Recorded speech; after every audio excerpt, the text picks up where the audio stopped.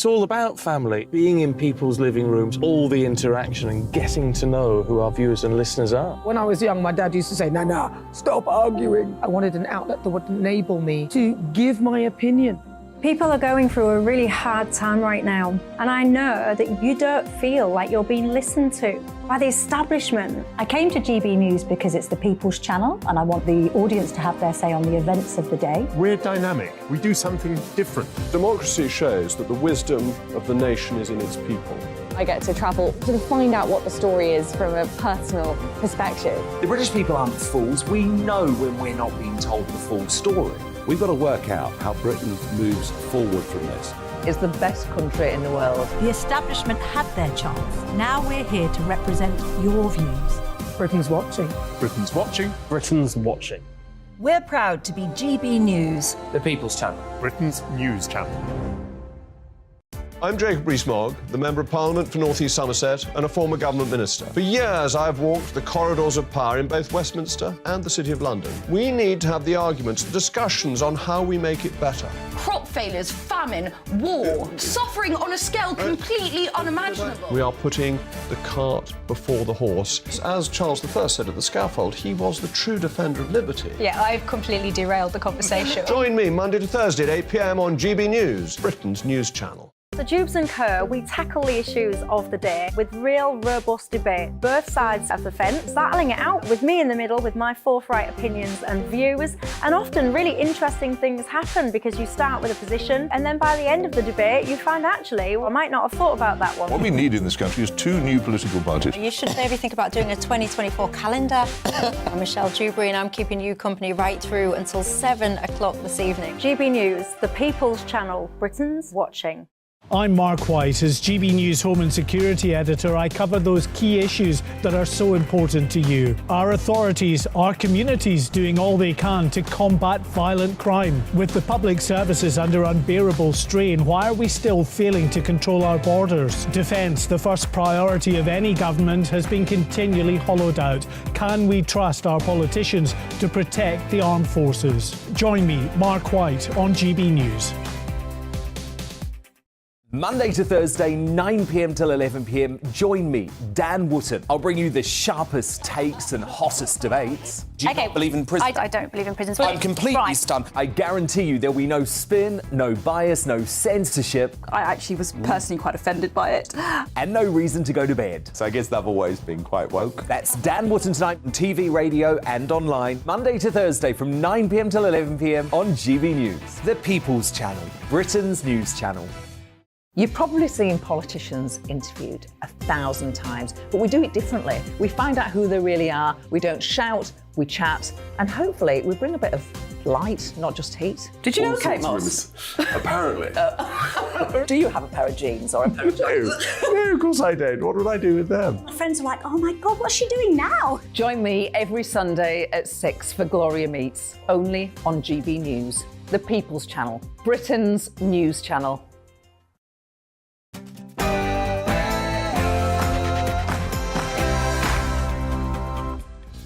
It's Thursday, the 1st of June. This is To The Point on GB News with Andrew Pearce and Dawn Neeson. And some breaking news as we go to air. Labour MP Geraint Davies has been administratively suspended as reports come to life of inappropriate conduct with the, let's not beat about the bush here, inappropriate sexual conduct with female colleagues. 5, in fact, the youngest being 19. Yeah. WhatsApp deadline day. Boris Johnson has now put Rishi Sunak on the spot because he's handed over all his WhatsApp, all his phone messages to the COVID inquiry, and he wants them given to the COVID inquiry, so why hasn't the Cabinet Office handed them over? It's curious, this one, isn't it?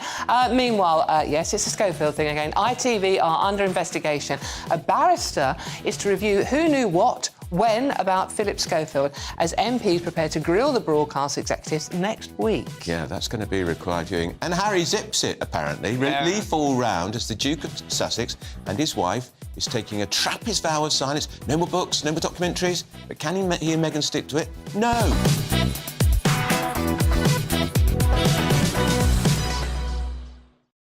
But while Harry and Meghan are being quiet, we don't want you to be quiet. We want to know what you're thinking about all the stories we're covering today. So email us at gbviews@gbnews.com. But first, here's your morning news with Rhiannon Jones.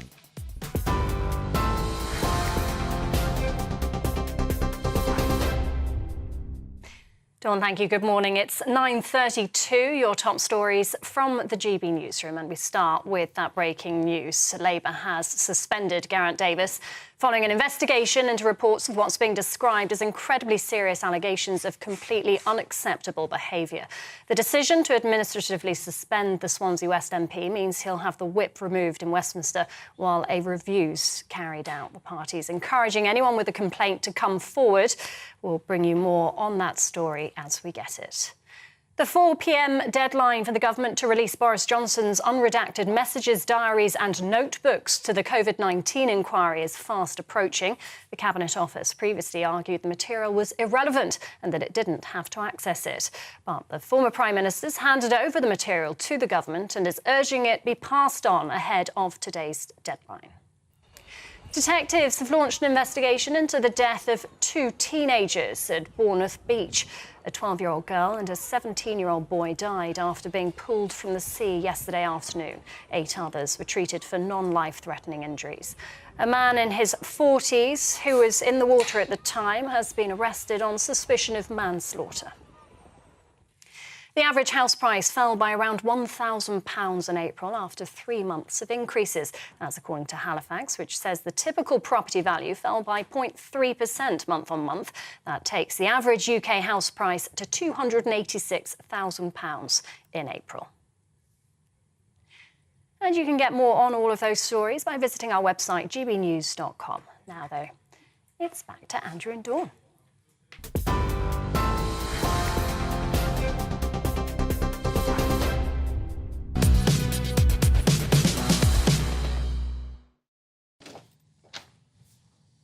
Well, breaking news. Labour has confirmed that the backbench MP, Garant Davis, he's a Swansea MP, has been suspended from the party pending an investigation into reports of what are being described as incredibly serious allegations of completely unacceptable sexual behaviour to 5 female colleagues, one of whom was only 19. And how old is he? He's 58 and married. There's a lot of this about at the moment, isn't there? Right, OK, to bring us up to speed on this, as a live breaking story, let's speak to our Deputy Political Editor, Tom Harwood.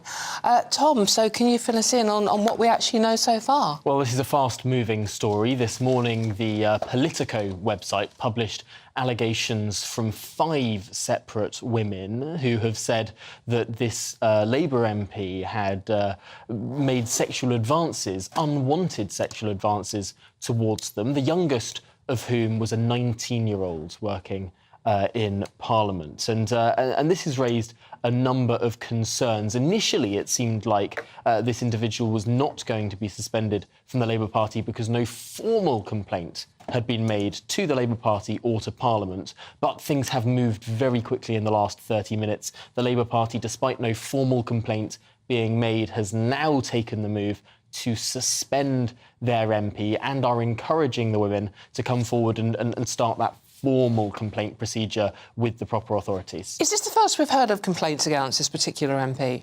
This is the first time this particular MP's name has come up in this sense. Although, I don't want to speak out of turn, there are, of course, rumours that swirl around Parliament all the time, some of which are accurate, some of which are not. It would be improper to raise every single rumour without having proper backing for it. And it's the complaints talk about, according to the Politico website, excessive drinking, touching, sexual banter, over a 5-year period. And as you say, Tom, there's been a lot of rumours about this, and it's already been called Pestminster. It's drastic, isn't it? Taking the whip off him, suspending him. He can't, well, it can't stand as a Labour MP. But this is now the 7th Labour MP who has been suspended, who is currently suspended. Actually, it's the 9th who has been suspended because 2 have had the whip suspended from them but then returned in recent months, both over racism rather than sexual misconduct. But if we go through the list of some of these Labour MPs who have been suspended, of course, Claudia Webb, if we remember back to her, she's still an MP. Elected as Labour in 2019, convicted of harassment, but sitting now as an independent. Jeremy Corbyn, of course, over the anti-Semitism scandal, now sits as an independent, but was elected as a Labour MP. There's the Member of Parliament, Nick Brown, who was suspended He's a former Chief Whip. He's a former Chief Whip, very senior MP. we are not told what this complaint that led to his suspension he was says over. he doesn't know what it is. He says he doesn't know what it is. The Labour Party keeping their lips tight over it. It's a very mysterious situation. There's also Christina Rees. So allegations of bullying led to her suspension. There's Conor McGinn, again, a complaint that we are not told about. That led to his suspension. Another formerly very senior Labour MP. Diane Abbott, of course, in recent weeks, suspended over those bizarre comments in The Observer, and now Geraint Davies too. So that's 7 Labour MPs currently suspended. There have also been 2 Labour MPs within the last Parliament who were not just suspended, but resigned their seats. So they're no longer MPs at all. Mike Hill, that led to the Hartlepool by-election. He was found in breach of Parliament's sexual misconduct policy. Of course, the Conservatives then picked up that seat. But also Chris Matheson, he was suspended after allegations of sexual misconduct and quickly resigned his seat. That led to the Chester by-election, which the Labour Party held. And it's interesting because Labour are always throwing the charge of sleaze at the Tory party, but as you point out, Tom, that's quite a little cast list, hall of shame almost. I mean, obviously some of the allegations are unproven, but it's still a lot. That's 11 MPs. Yeah. That's around 5% of the Labour parliamentary party. Now, if you can imagine any organisation whereby 5% have been suspended, it's quite unimaginable. Now, I must say, 2 of those 11 have been reinstated. They say they've learnt their lesson, and not all of it was about sexual misconduct. Those 2 were over accusations of racism. But this is not a pretty charge sheet. I think it would also be right to say, of course, there are a number of Conservative MPs who have been suspended. One who has been convicted, Imran Ahmad Khan, of course, he was suspended and then convicted and then sent to prison. That was not a pretty sight for the Conservative Party. But there are others who are suspended as well. But looking at the Labour Party as we are in the context of this particular story, it is not a happy charge sheet. What do we take from the fact that Labour have acted so fast and so decisively on this? Well, I think that Keir Starmer has a strong argument here, which is that he was not the leader when these people were elected.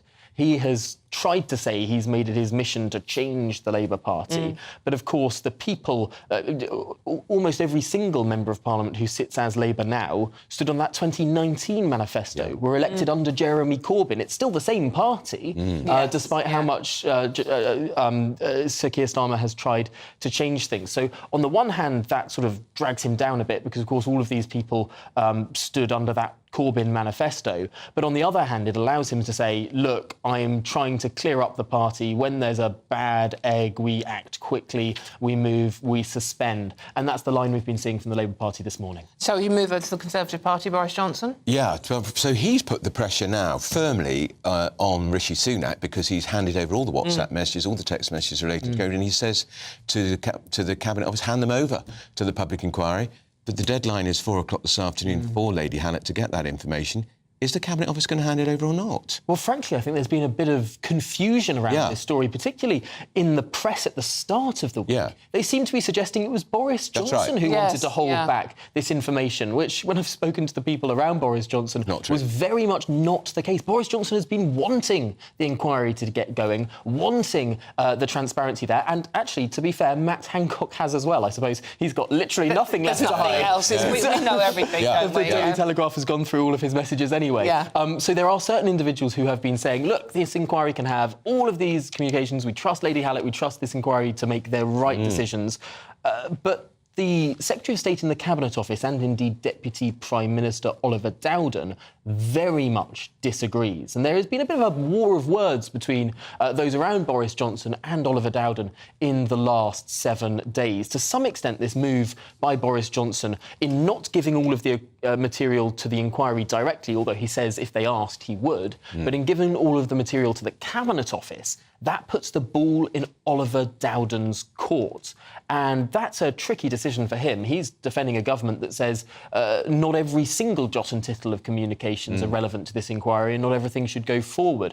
That's also the position, of course, of Rishi Sunak. But again, 4 p.m. this afternoon, that is the key moment. That's when we learn if the government sort of acquiesces and gives all this stuff over, or whether they go down the nuclear option route of pursuing a judicial review. That would take things to the High Court. That's bizarre. Over an inquiry that the government set up and appointed the head Yes, of absolutely. it, Lady Hallett, and set the terms of reference. So, is it confusion or is it deliberate? I mean... Well, there are those in government who say, and I think that there's a fair argument here that needs to be heard, which is not every single WhatsApp sent by a government minister over those 2 years was directly related to COVID.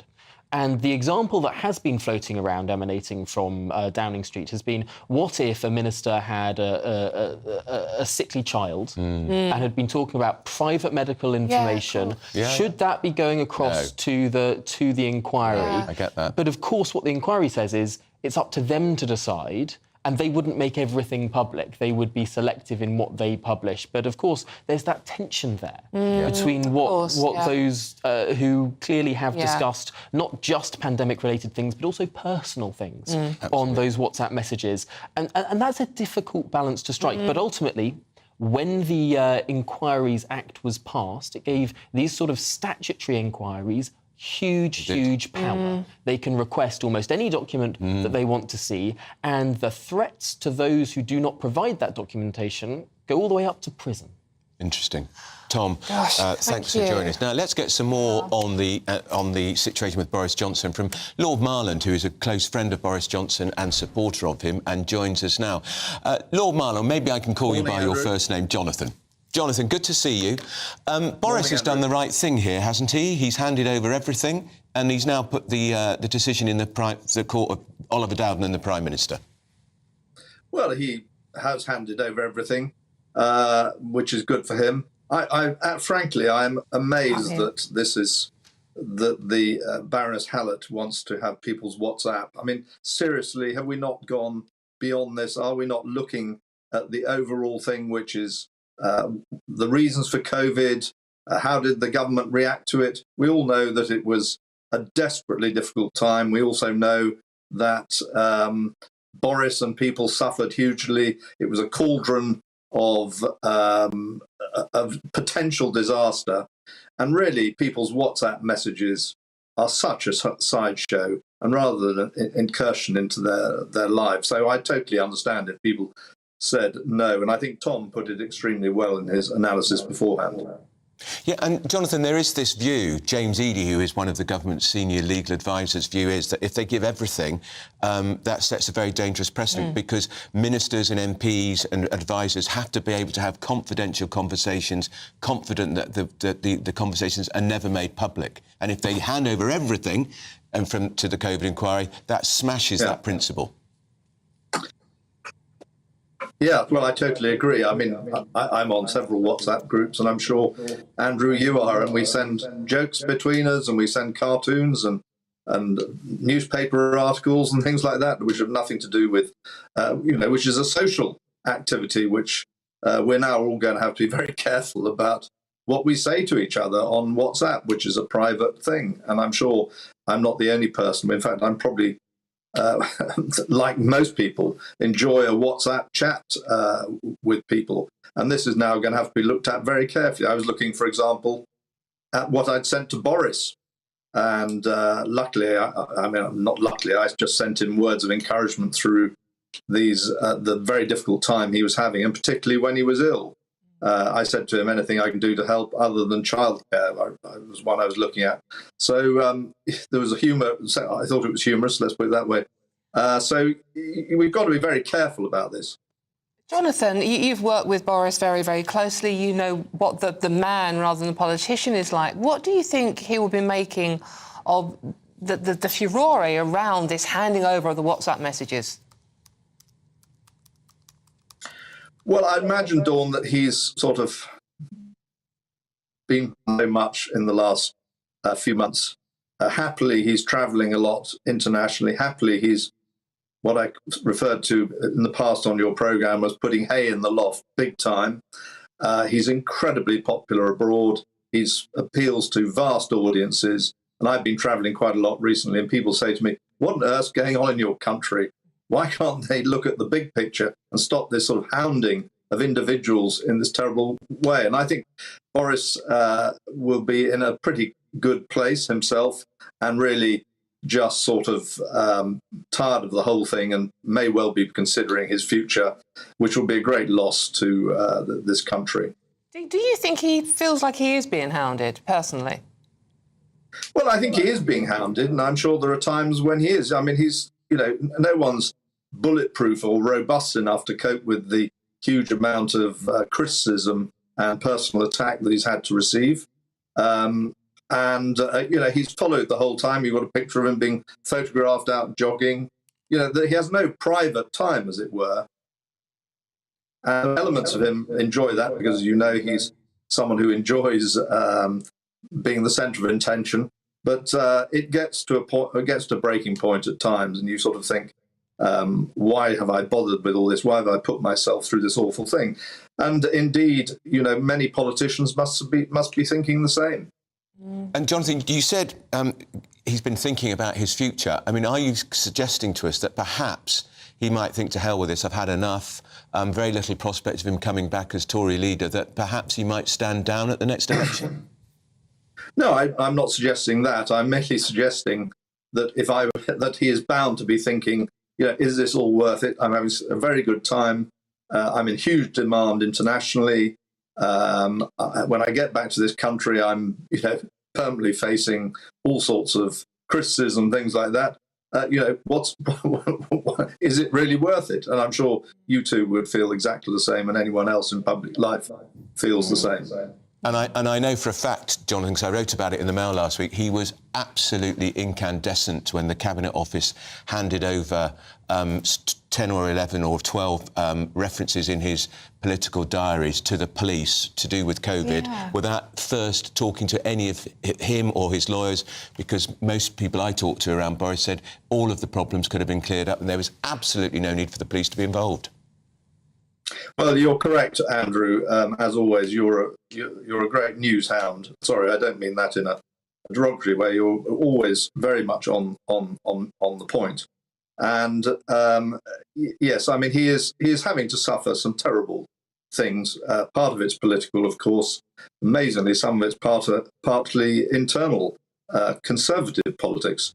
But good for him. He's come out and said, if you want to read my WhatsApp messages, you can read them as far as he's concerned. All right. Well, that's absolutely. Jonathan, lovely to talk to you. you. That's Lord Marland, Jonathan Marland, talking about Boris Johnson, who has put the ball is now in Rishi's court.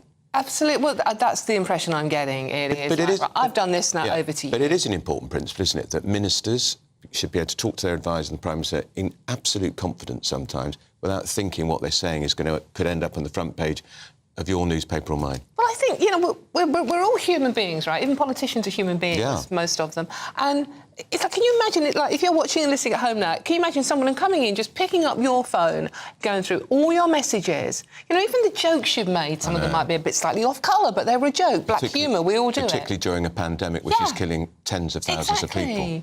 Can you imagine someone picking up that phone and just having access to all of that? Yeah, and it was, as Jonathan and Marlon said, it was a hothouse number 10, and they will have said inappropriate things in WhatsApp messages, which were...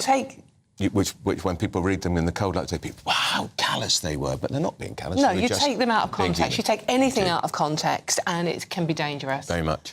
Absolutely. Right, should we move on now, do you think? Yeah, I think we should. OK, should we go to... what's the other chap called? Oh, is it? Is his name Schofield? Schofield, I think, yeah. ITV has instructed a barrister to investigate the circumstances of Philip Schofield's departure from this morning. And this review is expected to take months, for heaven's sake, and could see Schofield grilled about his affair with a very much younger colleague.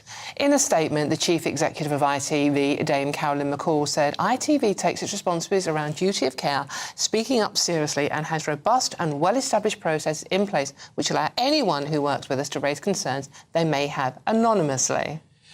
And why it's going to take months to find out who knew what, it should take 2 days. How long does it take to sit and ask somebody a few questions? Exactly. Sorry? Well, we're joined now by our national reporter, Theo Chikomba, who is at ITV's, the studios of This Morning. Television Centre. Television Centre.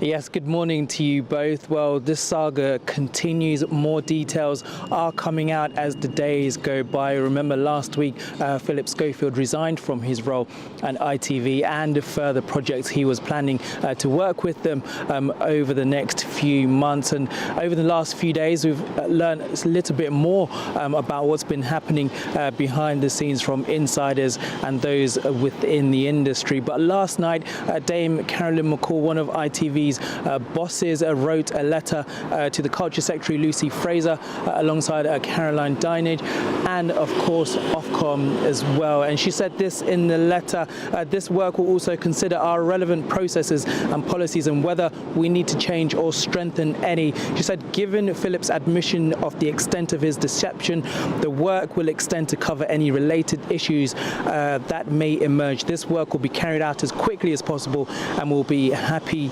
to share the outcome. So next week as well, on Tuesday, it's worth mentioning that ITV bosses will also be meeting with DCMS committee members to talk about the governing laws, particularly when it comes to public broadcasting, and no doubt what's been happening here over the last few days. And now, of course, what does this mean for ITV going forward in terms of its reputation? What's going to happen to This Morning? Many people have been asking, should Holly Willoughby stay on the show or should it be revamped? She is due to come back next week, but of course she has been part of this show since 2009, and Philip Schofield was here since 2002, and since then he's been dropped by his agent YMU as some of these revelations continue to come out. So many more questions and perhaps some answers will be revealed in the days and months to come. All right, Theo, that's the Chicomba at Television Centre. What I think is really interesting, Dawn, about the ITV executives going before the Select Committee of MPs next week. Select Committee is like the highest court in the land. If you don't go, you can be in big trouble. You can be summoned. As of yesterday, Dame Carolyn McCall, the chief executive of ITV, had absolutely no intention of going before that committee of MPs. And I think she has to. Well, will they summons her? And if you lie or mislead, if we're putting it nicely here... I think they use the word dissemble in Parliament. Dissemble? Yeah. That sounds like IKEA furniture. Yeah, but it's less pejorative than lying, but it's the same thing. OK, what happens there? Can you go to court? Can you go to prison? Can you... is that a criminal offence? Well, many MPs have perjured themselves in the Commons and not gone to prison, but it would be a very serious matter, and anybody who gives evidence to a Select Committee, got to be truthful and upfront. She's the boss. She also is very hands-on as a boss. She was the one who got rid of Piers Morgan. She was the one who got rid of Jeremy Kyle. And I think my own view is she's deeply involved in what's happened with Philip Schofield. Why wouldn't she be? He was the biggest talent on the station. She has to go, surely. She has to go... She has to go to the committee. To the committee, that's what I meant, yeah. And the committee. I wonder if she's going to survive at ITV. Always come on here and talk to us, Dame Carolyn. Yeah, you keep calling her Dame, she might actually take notice of you. Exactly. Still to come, Boris Johnson has piled pressure now on Rishi Sunak to hand over WhatsApps and diaries, unredacted, to the pandemic inquiry. Will the Cabinet Ministers hand them in before the deadline today, which is 4 o'clock? Find out on To The Point on GB News, Britain's news channel. Join me, Patrick Christie's, Monday to Friday, 3 till 6. We tackle the day's news agenda like you've never seen before. It's high tempo, high octane, the most controversial topics and the best guests. You will not be able to take your eyes and ears off it. I'm not afraid to ask the questions that you really want answered. 3 till 6 p.m, Monday to Friday on GB News, the People's Channel, Britain's news channel.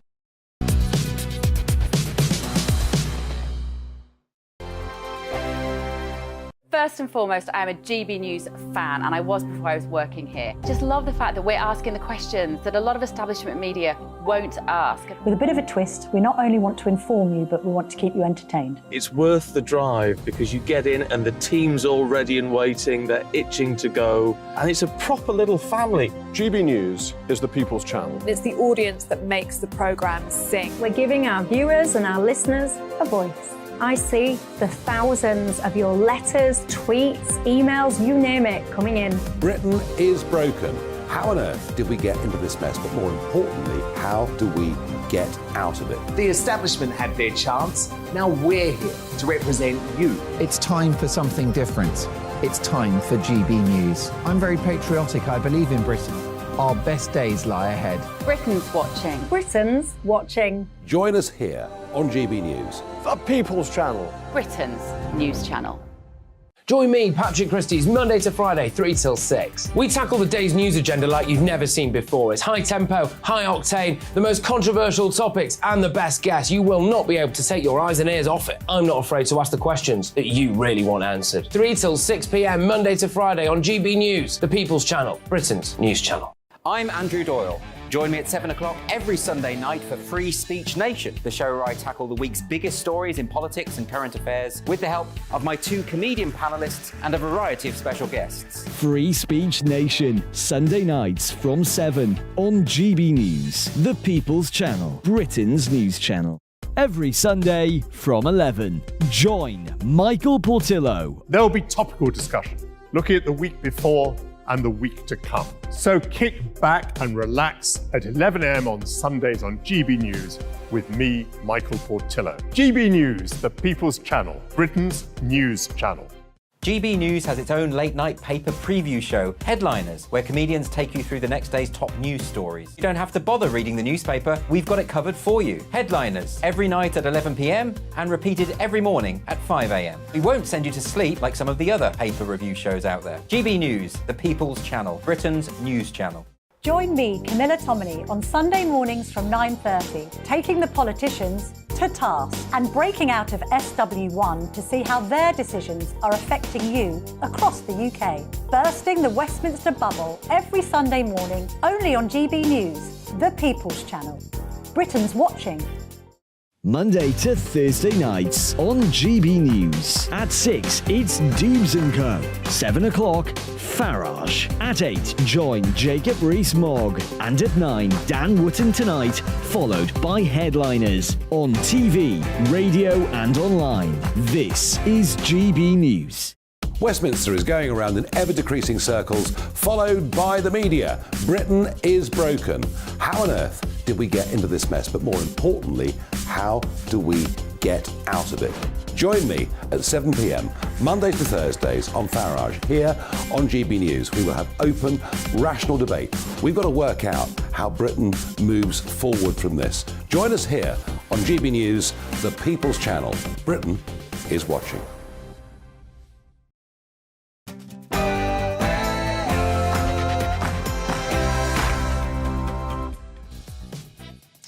Good morning, it's 10 a.m. on Thursday the 1st of June. Happy pinch punch first of the month thingy. Yeah, it doesn't no feel returns, like June, no does returns, it? no. Doesn't feel like pretty June. cold where we are in London, isn't it?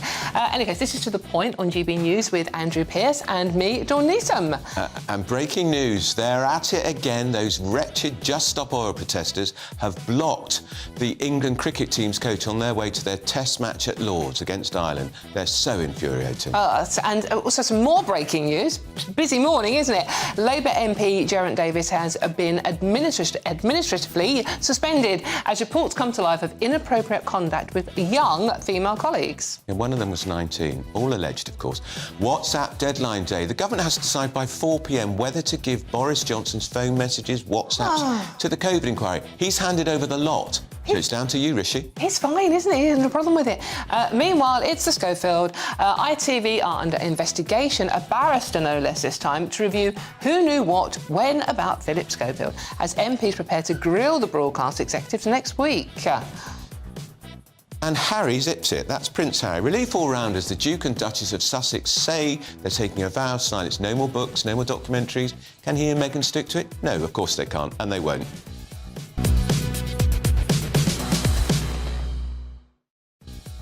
But if they're being quiet, we don't want you to be quiet. We want you to get in touch with us now. Whatever we're talking about, we want your opinions on it. So email us at gbviews@gbnews.com. But first, here's your morning news with Rhiannon Jones.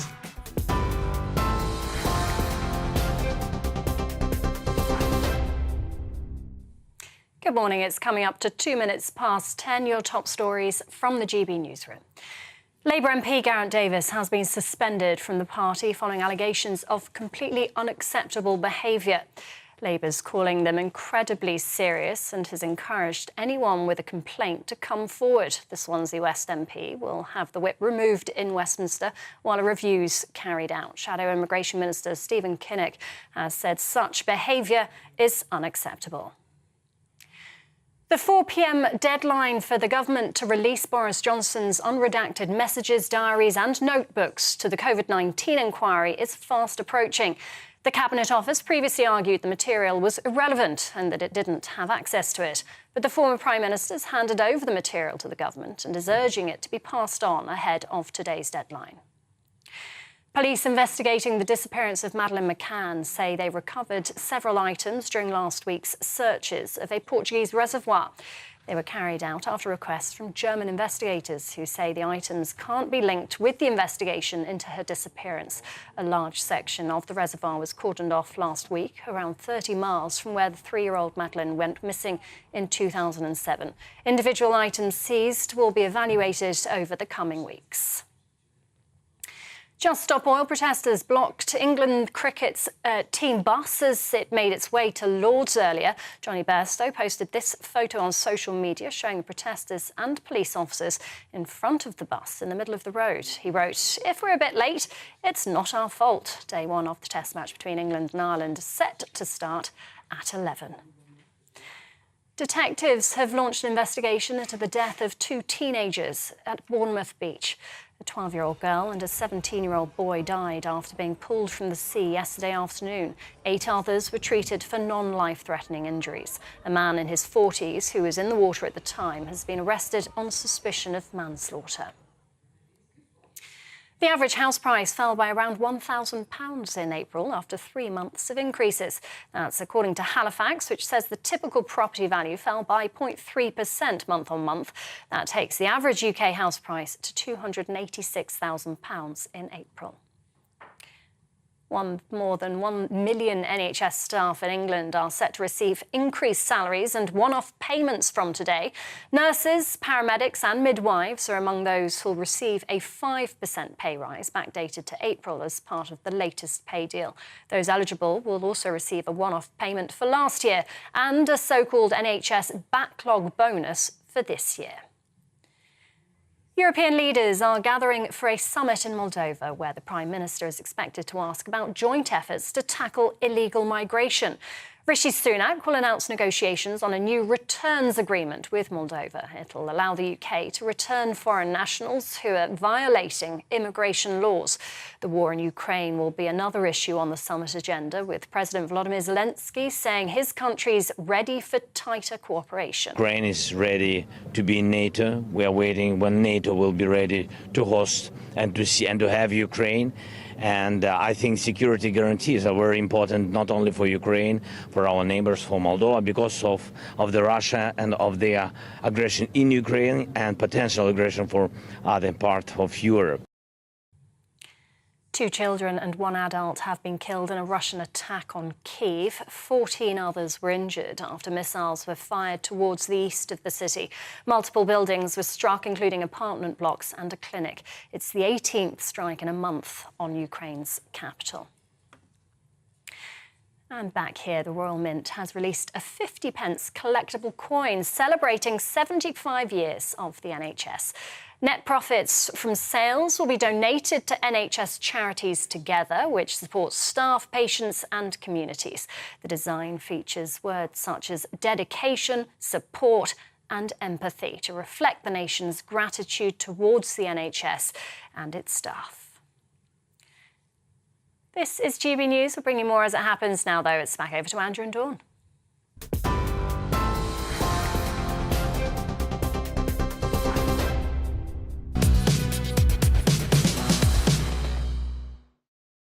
Well, we've got some more breaking news. It's all happening today. Those Just Stop Oil protesters, can you believe this? They've blocked the England cricket team's coach on its way to their test match at Lord's against Ireland. All 4 of them outnumbered by the police. All 4 of them, we should just kick them off the street. Joining us now to be slightly calmer than young Andrew here. I'm not interested in the cricket. I just can't stand the way these people are holding this country to ransom. GB News Deputy Political Editor Tom Harwood. Tom, cool, calm and collected. What's going on? Why are they doing it? Why aren't the police stopping them, etc.? Well, this is part of the big action that Just Stop Oil are taking this summer. Really drastic action across roads. We've seen it a little bit this week. We're going to see more and more of it. And, of course, that big donor to Just Stop Oil, Dale Vince, yesterday announced he would double anyone's donations to this group. Quite why this group that persists in committing illegal acts is able to collect donations, presumably able to register itself in some official capacity, is quite baffling. But clearly the government wants to crack down on this. They passed the Public Order Act not so long ago, although there has been criticism that this act perhaps wasn't as tightly drawn up as it was originally thought. The definitions of what constitutes serious disruption were rather watered down in the House of Lords, where the government doesn't have a majority. It's interesting, though, Tom, because we've just shown some footage of the police yesterday dragging Just Stop Oil protesters off the street, which is what they do in France and Germany, in Kensington in West London. So I can't understand why they can't drag these four off the street in front of... So under the terms of the Public Order Act, as it has been passed, the police need to be confident that there is serious disruption to the community taking place. Now, there is ambiguity there, and the government is worried that there's ambiguity. They are putting forward secondary legislation that doesn't need to pass through either House of the Commons. Sometimes these are known as Henry VIII powers because they're sort of the executive and this is to get round to avoid the House of Lords. This is to clarify the definition of serious disruption because the House of Lords tried to water it down as it passed through Parliament. Currently, you need to prove serious disruption in the community. Well, if there's a road, how do you prove so it disrupted the community? Is it just the people living there? The government want to change that to say anyone on that road counts as the community. Similarly, they want to change it to clarify that serious disruption can be cumulative rather than just this one event. So if someone turns up in a Just Stop Oil T-shirt, you can count all of the previous Just Stop Oil protests as making that disruption rather than treating the incident in isolation, which might seem less serious. I'm not defending the people who were trying to, interfere with the King Charles's coronation, but the police were OK to hoik them out of the crowd, put them in a prison van, and yet they're not making them cups of tea. We can see it, but they're walking along with them, not doing anything. What's the difference? Well, I believe there was something specific with regard to the security operation of that particular event. But clearly there are those in government who are also frustrated at the distinction. And so some of these changes to the definitions within the Act, which have not yet become law, could be pretty profound. I've got a little list of some of them here. It's about that impact of cumulative, concurrent and repeated protests being taken into account, which they are not currently taken into account. That definition of community, including any persons affected by the protest rather than those that just happen to live where that protest is taking place. And indeed, the list of examples of what constitutes protest for the first time, including the preclusion of making a journey. Those words going in the definition. But this has not yet taken place. This, I must stress, this is what the government originally wanted in the Act. The House of Lords, where it doesn't have a majority, stripped it out. And now the government, in what some people are accusing it as being a rather undemocratic way, although it is ironic that the undemocratic House of Lords is accusing the government of being undemocratic. But they are going to be used what are pejoratively known as Henry VIII powers to put these definitions back in. So potentially that change will give the police the confidence to act, for example, like the police in Germany do. But as things stand, this is still not been put in the Act. It's a very slow process. The England cricket team, breaking news, have actually reached the ground now, so the match can go ahead. Meanwhile, we have... Who are we playing, by the way? Ireland. Yeah, so it's a big match. And we have the Epsom Derby and the FA Cup coming up this weekend as well. So you'll have Stop Oil trying to wreck those and also the train unions on strike on Saturday. With the FA Cup, it is extraordinary, of course, because you've got Manchester City and Manchester United both coming down to London. There are very few arterial roads that make that journey. Indeed, there are very few train lines as well. There is prospect of huge disruption this weekend. You're going to see quite a few Mancunians thumbing a lift on the M6. And let's hope no one decides to go for a very slow walk on the M6 holding a banner. Now, Boris Johnson, Tom, thanks for that, has put pressure on the PM to hand over his WhatsApps and diaries to the pandemic inquiry. There was a deadline of Tuesday at 4 o'clock. It's now 4 o'clock this afternoon. The government is on course for an unprecedented legal battle if it misses this 4 o'clock deadline to disclose the documents. Our political editor Darren McCaffrey's in Westminster for us. Darren, this is extraordinary, isn't it? High stakes here. It's the government's own pandemic inquiry. They set up the inquiry. They picked Lady Hallett to do the inquiry. Now, are they really going to have to go to court to try to prevent her getting every single piece of dot and spit that relates to the pandemic?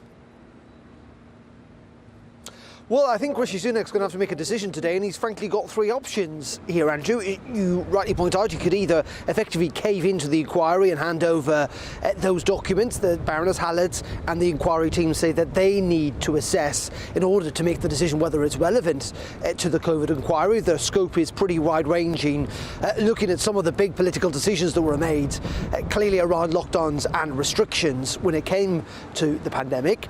He could also say, no, we're not going to hand them over, at least not in a redacted form. Clearly, Boris Johnson has handed his communications over to the Cabinet Office in the last 24 hours or so, in some ways in physical form, including the diaries that he kept. Or the Prime Minister could decide that he's going to kind of compromise, if you like, and hand over some of the communications, but in redacted form, and at the same time risk the wrath, if you like, of Baroness Hallett and the inquiry team, who've clearly said that they're prepared to take the government, this is a government inquiry, by the way, to court in order to retrieve that information. Now, I think in many ways this has been reported as a story about Boris Johnson, when in the end it's not, because I think the concerns within government are not necessarily about Boris Johnson's communications, though there will be some concern about that. It'll be about the precedent that this potentially sets in terms of how inquiries in the future gain access to information and what that access is. At the end of the day, WhatsApp is a relatively new form of communication, or at least for organising government business, if you like. And also there'll be concern that if they get the inquiry, the full unredacted access to Boris Johnson's messages, why shouldn't they get access to the ministers and the officials that he was communicating with? So, for example, if he's communicated with Simon Case, who's the Cabinet Secretary, why shouldn't the inquiry get to see Simon Case's WhatsApp messages and information? And they may well also include, of course, the current Prime Minister Rishi Sunak, who was Chancellor at the time. The deadline is 4 o'clock today. The Prime Minister today, by the way, is in Moldova at an international conference. He's not in London, but they are going to have to make some decision. A deadline was set by Tuesday. It was extended by 48 hours to today. But in the end, Boris Johnson, if you like, has battered all this back to Downing Street, and they're going to have to make a decision, in the next couple of hours or so. Darren, what will they do? I don't know. It's a really good question. I mean, if I could tell you that, I'd be doing a lot better than I am at reaching my assessment.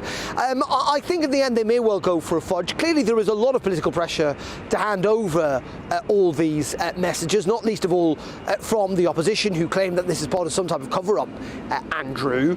In saying that, it must be noted that while there are COVID inquiries in Scotland and in England / the UK, there's not one in Wales where Labour have been in government. I think Mark Trayford said that the world had moved on, so there wasn't the need for a COVID inquiry. But I think maybe the political pressure might be too much, but whether they get access to all this information in entirely unredacted, we don't know. Boris Johnson suggested he's willing to hand over his communications without any redaction if they come to him directly, but at the moment he wants to do it through the Cabinet Office. But this is a bit of a pickle for the Prime Minister, and as I say, at the moment he's going to have to make the decision pretty quickly. Because the situation in Wales and in Scotland, how they handled the pandemic. Yeah, well, Scotland. What's happening there? In Scotland, ministers have been told they've got to hand over their own, all the same right, information and that they are Lady doing Hallett's that, having. are they? But yeah, they are. Well, we don't know. They haven't made a decision yet. Right. Because I'd love to see Nicola Sturgeon's WhatsApp. That would be interesting, wouldn't it? Yeah. Remember her? Especially the one with her and her husband. Yeah. Very interesting. And in Wales, which has been a Labour fiefdom for 20 years, no inquiry at all. No. Because he says we've moved on. Right. I want to know, do you out there think we have moved on? Do you think this whole thing is disappearing down a rabbit hole and, you know, it was horrible, we all went through it, we do need answers, but this whole WhatsApp thing is actually almost like a dead cat on the table? Yeah. What What do you think about that? gbviews@gbnews.com or at GBNews. You can tweet us. So let us know what you think about this one, because there's a lot of passion on both sides on this one. Obviously, a lot of people really suffered and lost loved ones. And in particular, what do you think? Do you really want all these WhatsApp messages? Are you happy? And let's remember that 2026, the summer of 2026. Before we even get a hint of this being finished. That's when the public hearings stop. Yes. Then they've got to write the flipping thing. Yeah, no, exactly. Right, OK, we do move on. And the Daily Mail, this is astonishing. This made us both go, what? Yeah. The Daily Mail are reporting that Jane McDonald, that's the cruise Jane McDonald, will replace Philip Schofield at the British Soap Awards following his ITV axe. OK. And this is after the broadcaster has instructed a barrister to investigate the circumstances of Schofield's departure from This Morning amid serious allegations there was a cover-up. The external review is expected to take months. Yeah, it could take days, actually.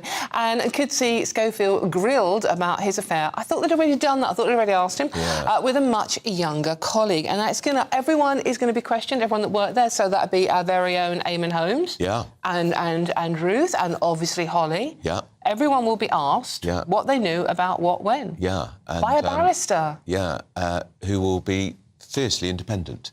Yes. Well, we're joined now by a partner at Howard Kennedy law firm, Alex Watt, with his thoughts on this. Alex, was this an inevitable thing for ITV to do, to at least try and close down the relentless headlines day after day? At least they now seem to be on the front foot and are trying to get to the bottom of it. Well, they certainly tried to avoid it, didn't they? When they were first asked whether or not they thought the investigation, the small investigation they'd already taken, was a good one, they said yes. I think really what's driven this is the fact that they were due to be in front of the Culture, Media and Sports Committee next week, together with some other broadcasters, and that's been rearranged so that the MPs can grill them on this particular incident. And of course, if the MPs didn't like what they heard, then the MPs could have instigated their own investigation. Now, if you're going to be investigated, it is much better to be investigated by an independent barrister, but where you are still the client, than an investigation that has been instigated by somebody or else. So I think this is partly ITV trying to head that off at the pass. And how would a barrister go about launching an investigation into this? Can you just tell us briefly what steps this would involve? Well, the barrister will have instructions from his client, so a little bit of it will depend upon what he's asked to investigate, and that's slightly the point of getting him to do it. But with that said, ITV and the barrister will know that it needs to be a thorough investigation to put this to bed. So as I heard you saying earlier on, he is going to have to look at all the evidence. I mean, part of the issue with the story is that we haven't really known what the story is. We know that there was another person involved, that they were very young at one stage. We don't know what happened when. And I think in order to establish just how bad Philip Schofield's actions were, the timeline and that sort of thing will need to be investigated in some detail. And in order to do that, he's going to have to speak to everyone to find out what they knew. Alex, some people watching this may think, look, no public money involved, it's not the BBC after all. Schofield is insisting the relationship was inappropriate but not illegal. So therefore, what is the public interest in this? I know what you mean. The reality is it's a salacious news story, and the British love one of those, so there is going to be an element of it. But the more that comes out, the more it does look a little bit like there may have been use of a power imbalance. Grooming is a relatively new offence, but it is an offence, and it does extend beyond 16 to 18, and in fact, beyond that in circumstances where someone is vulnerable. One of the things that has sort of largely been implied here is that the other person involved may have been vulnerable, and in those circumstances, it could be a very serious thing indeed. And in those circumstances, I think it probably is right to be properly investigated. And just one final quick question. If a barrister investigating this did come across anything that was illegal, would they have a duty to then report it to the police? Well, for a start, ITV have said that this is going to be an independent investigation. Quite how independent remains to be seen. But it would be, I think, impossible for them not to do that. But yes, I think that is what they would do. Interesting. Very interesting, yes. Thank you very much for joining us this morning. Right, OK, we move on. Still to come, we have Liam Halligan in the studio, who will give us the latest house price figures. This is To The Point on GB News. We are Britain's brightest, sunniest news channel. It's all about family, being in people's living rooms, all the interaction and getting to know who our viewers and listeners are. When I was young, my dad used to say, Nana, stop arguing. I wanted an outlet that would enable me to give my opinion. People are going through a really hard time right now, and I know that you don't feel like you're being listened to by the establishment. I came to GB News because it's the People's Channel, and I want the audience to have their say on the events of the day. We're dynamic. We do something different. Democracy shows that the wisdom of the nation is in its people. I get to travel to find out what the story is from a personal perspective. The British people aren't fools. We know when we're not being told the full story. We've got to work out how Britain moves forward from this. It's the best country in the world. The establishment had their chance. Now we're here to represent your views. Britain's watching. Britain's watching. Britain's watching. We're proud to be GB News. The People's Channel. Britain's news channel.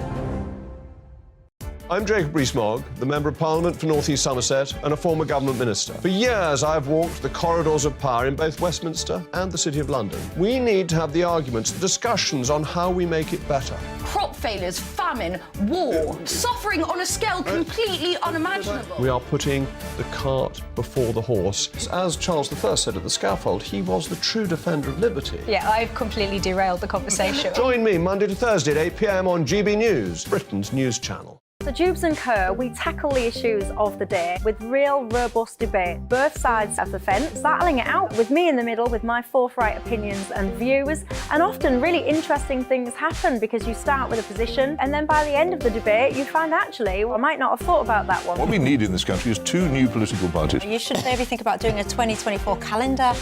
I'm Michelle Dewberry and I'm keeping you company right through until 7 o'clock this evening. GB News, the People's Channel, Britain's watching. I'm Mark White. As GB News Home and Security Editor, I cover those key issues that are so important to you. Our authorities, our communities doing all they can to combat violent crime. With the public services under unbearable strain, why are we still failing to control our borders? Defence, the first priority of any government, has been continually hollowed out. Can we trust our politicians to protect the armed forces? Join me, Mark White, on GB News. Monday to Thursday, 9 p.m. till 11 p.m. Join me, Dan Wootton. I'll bring you the sharpest takes and hottest debates. Do you not believe in prisons? I don't believe in prisons. I'm completely stunned. I guarantee you there'll be no spin, no bias, no censorship. I actually was personally quite offended by it.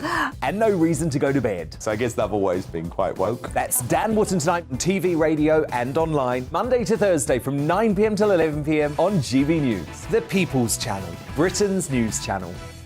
You've probably seen politicians interviewed 1,000 times, but we do it differently. We find out who they really are, we don't shout, we chat, and hopefully we bring a bit of light, not just heat. Did you know Kate Moss?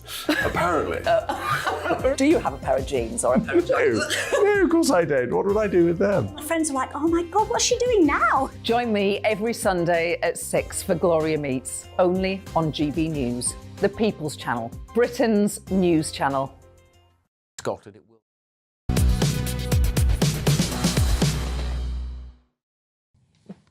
Good morning. It is 10:26 and you're with To The Point on GB News with Andrew Pearce, that's him, and me, Dawn Neeson. Right, house prices fell by 0.1% in May, following a 0.4% increase in April, according to figures released this morning by Nationwide, with the average house price sitting at £260,736. That's very, very accurate, isn't it? Right, to explain the accuracy of that and a lot of other things is our economics and business editor, the lovely Liam Halligan. Liam, house prices. Nice to see you, Dawn and Andrew. Well, you've cited there the month-on-month increases from March to April and then from April to May. But maybe it helps to think more in annual increases, what house prices were according to the Nationwide compared to May 2022, because that's how the figures are normally reported. I've got some numbers here for us to look at. So house prices were down 3.4% during the year to May, according to Nationwide, and they're down 4% since their peak in August 2022. This is the biggest peak-to-trough drop that we've seen since July 2009, since the global financial crisis, that 4% drop. And as you say, the average house price is now £260,736 across the country. And what Nationwide themselves are saying, they're saying that headwinds to the housing market look set to strengthen in the near term. We can expect these to filter through into less demand, lower sales, and indeed weaker prices. So if you are trying to get on the housing ladder, and we know that so many youngsters are working hard in order to try and do that, it may be that this drop in house prices is likely to continue for quite a few months, not least, of course, because interest rates are rising. I was going to say, and we think the interest rates are going to go up again because although inflation came down not as fast and as hard as we expected. We are expecting another interest rise, Andrew, on June the 22nd, when the Bank of England's Monetary Policy Committee makes its next announcement. We're already seeing mortgage rates rising. We expect interest rates at the Bank of England to go from 4.5 maybe to 4.75 to 5, maybe even to 5.5 before they peak. A two-year fix is now 5.38%. A year ago, it was 3.03%. That's a huge difference in terms of the financing costs if you are trying to scrape together money for a deposit to buy a house or a flat. So it's good news for youngsters trying to get on the housing ladder. But what about for so many years now, people have relied on their houses to be their little pot of gold, their pension fund. What does this mean for them? Well, it means that their pension fund is worth, 4% less than it was in August. On the other hand, it's still probably worth a hell of a lot more than when they first bought it. And the younger generation wants some of that action. They want to feel that they've got a stake in society. And talking about stakes in society, we're also talking today, aren't we, about Amazon, the retail giant. Amazon have published their accounts. They've said that they paid £781 million in direct taxes last year. That's employer national insurance, business rates and corporation tax. That's up more than £130 million up on last year. Amazon employs 75,000 people now in the UK. That's up from 27,500 in 2018. But there will be controversy about this. Why? Because Rishi Sunak had that super deduction. It means if big companies made investments, they could offset that against their corporation tax bill. Well, Amazon, as we all know, have been investing hugely in new warehouses, new kind of robotic packing schemes, lots of artificial intelligence and so on. Amazon say they invested £12 billion in the UK economy last year. So they've actually ended up, for the second year in a row, we believe, looking at their accounts, paying no corporation tax in the UK whatsoever, with some profits being, in the words of some tax analysts, shunted off to Luxembourg to minimise their UK tax bill. I was going to ask you to explain that, Liam, because the fact is their tax is done by it's like a dodgy geezer. It goes to Luxembourg, which is one of the biggest tax havens in Europe. They pay 3.3% tax? Yeah, on a turnover of over 24 billion. Right, we've got to be careful here. Amazon comply with the law. They deny all wrongdoing. They've obviously got very sophisticated accounts. They're a very, very big company employing lots and lots of British people. But that doesn't mean that they shouldn't be subject to scrutiny, of course. And there will be scrutiny at the extent to which that they are keeping their tax bill as low as they possibly can, given that they're making such hay in the UK. And I think the effectiveness of that super deduction that Rishi Sunak put in, you get 130% tax relief, so you actually get paid to invest when it's offset against your tax bill. I've been talking about this a lot. We've massively increased our rate of corporation tax from 19 to 25%. Small companies that don't have deep pockets and international subsidiaries to invest, they end up just paying it all in tax. They can't do the offset. It's the big guys that benefit when you have a high rate of corporation tax offset against these super deductions. And channeling a lot of it through Luxembourg, of course, with their clever lawyers. Some of their revenues will be channeled through Luxembourg. They haven't denied that in the past, but it will stick in the craw, if you like, when tax bills are going up for ordinary people, fiscal drag, and particularly this hike in corporation tax, the impact on small companies. For me, to try and justify a massive increase in corporation tax with an offset for investment, as the Chancellor and the Prime Minister try to do, it belies a lack of understanding about how small firms survive, the importance of cash flow. And it's small firms in this country, as we so often say, that employ 2/3 of our people and generate over half our growth. It's those that we should be championing. And they've given a tax bung to one of the most successful, wealthiest companies in the world. Well, they have. They would say that other companies have benefited from that in other sectors, but we do know that the big tech giants really are part of the story. Masters of the universe, Lee. Part of the story about hollowed-out high streets, not just across the Red Wall, but across the southeast and the most prosperous parts of the country. And that's why I think these figures, while Amazon deny all wrongdoing, will provoke a lot of controversy. A little later in the programme, we're going to talk to you about how much a Labour government's going to cost us on our taxes. I can't wait. Indeed, yeah. I'll get my abacus out. A lot. A lot. Now, still to come, the Sussexes, let's call them what they are, Harry and Meghan, have finally decided to stop making documentaries about the royal family after the backlash. Do you believe a word of it? Well, we're going to talk to the royal commentator, Charles Ray. But first, here's your morning news with Tamsin Roberts.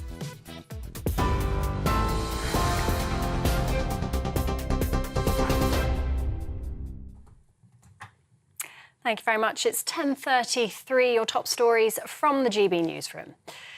Labour MP Geraint Davies has been suspended from the party following allegations of completely unacceptable behaviour. Labour is calling them incredibly serious and has encouraged anyone with a complaint to come forward. The Swansea West MP will have the whip removed in Westminster while a review's carried out. The 4 p.m. deadline for the government to release Boris Johnson's unredacted messages, diaries and notebooks to the COVID-19 inquiry is fast approaching. The Cabinet Office previously argued the material was irrelevant and claimed that it didn't have access to it. But the former Prime Minister's now handed over the material and is urging it to be passed on ahead of today's deadline. Police investigating the disappearance of Madeleine McCann say they've recovered several items during last week's searches of a Portuguese reservoir. They were carried out after requests from German prosecutors who say the items can't yet be linked to Madeleine's disappearance in 2007. They say the items seized will be evaluated over the coming weeks. And Just Stop Oil protesters blocked England cricket's team bus as it made its way to Lord's earlier. They stood in front of their coach in the middle of the road. Johnny Bairstow posted a photo on social media saying, "If we're a bit late, it's not our fault." They've now arrived safely at Lord's for day one of the Test match between England and Ireland. And you can get more on all of those stories by visiting our website, gbnews.com.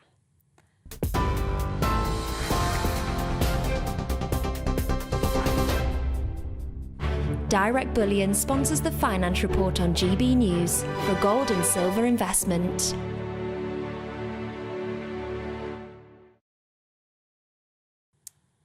Here's a quick snapshot of today's markets. The pound will buy you $1.2433 and €1.1631. The price of gold is £1,573.69 per ounce, and the FTSE 100's at 7,492 points. Direct Bullion sponsors the Finance Report on GB News, investments that matter. First and foremost, I am a GB News fan, and I was before I was working here. Just love the fact that we're asking the questions that a lot of establishment media won't ask. With a bit of a twist, we not only want to inform you, but we want to keep you entertained. It's worth the drive because you get in and the team's all ready and waiting, they're itching to go, and it's a proper little family. GB News is the People's Channel. It's the audience that makes the programme sing. We're giving our viewers and our listeners a voice. I see the thousands of your letters, tweets, emails, you name it, coming in. Britain is broken. How on earth did we get into this mess? But more importantly, how do we get out of it? The establishment had their chance. Now we're here to represent you. It's time for something different. It's time for GB News. I'm very patriotic. I believe in Britain. Our best days lie ahead. Britain's watching. Britain's watching. Join us here on GB News. The People's Channel. Britain's news channel. Join me, Patrick Christie's, Monday to Friday, 3 till 6. We tackle the day's news agenda like you've never seen before. It's high tempo, high octane, the most controversial topics, and the best guests. You will not be able to take your eyes and ears off it. I'm not afraid to ask the questions that you really want answered. 3 till 6 p.m, Monday to Friday on GB News, the People's Channel, Britain's news channel. I'm Andrew Doyle. Join me at 7 o'clock every Sunday night for Free Speech Nation, the show where I tackle the week's biggest stories in politics and current affairs with the help of my 2 comedian panellists and a variety of special guests. Free Speech Nation, Sunday nights from 7 on GB News, the People's Channel, Britain's news channel. Every Sunday from 11. Join Michael Portillo. There will be topical discussion, looking at the week before and the week to come. So kick back and relax at 11 a.m. on Sundays on GB News with me, Michael Portillo. GB News, the People's Channel, Britain's news channel. GB News has its own late-night paper preview show, Headliners, where comedians take you through the next day's top news stories. You don't have to bother reading the newspaper, we've got it covered for you. Headliners, every night at 11 p.m. and repeated every morning at 5 a.m. We won't send you to sleep like some of the other paper review shows out there. GB News, the People's Channel, Britain's news channel.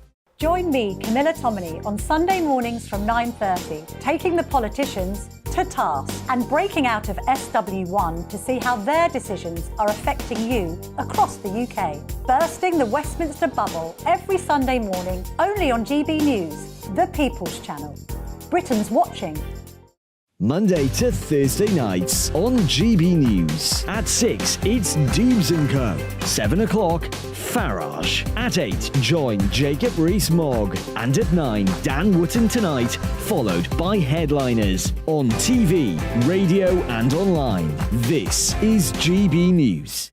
Westminster is going around in ever-decreasing circles, followed by the media. Britain is broken. How on earth did we get into this mess? But more importantly, how do we get out of it? Join me at 7 p.m, Mondays to Thursdays on Farage, here on GB News. We will have open, rational debate. We've got to work out how Britain moves forward from this. Join us here on GB News, the People's Channel. Britain is watching. Britain's news channel.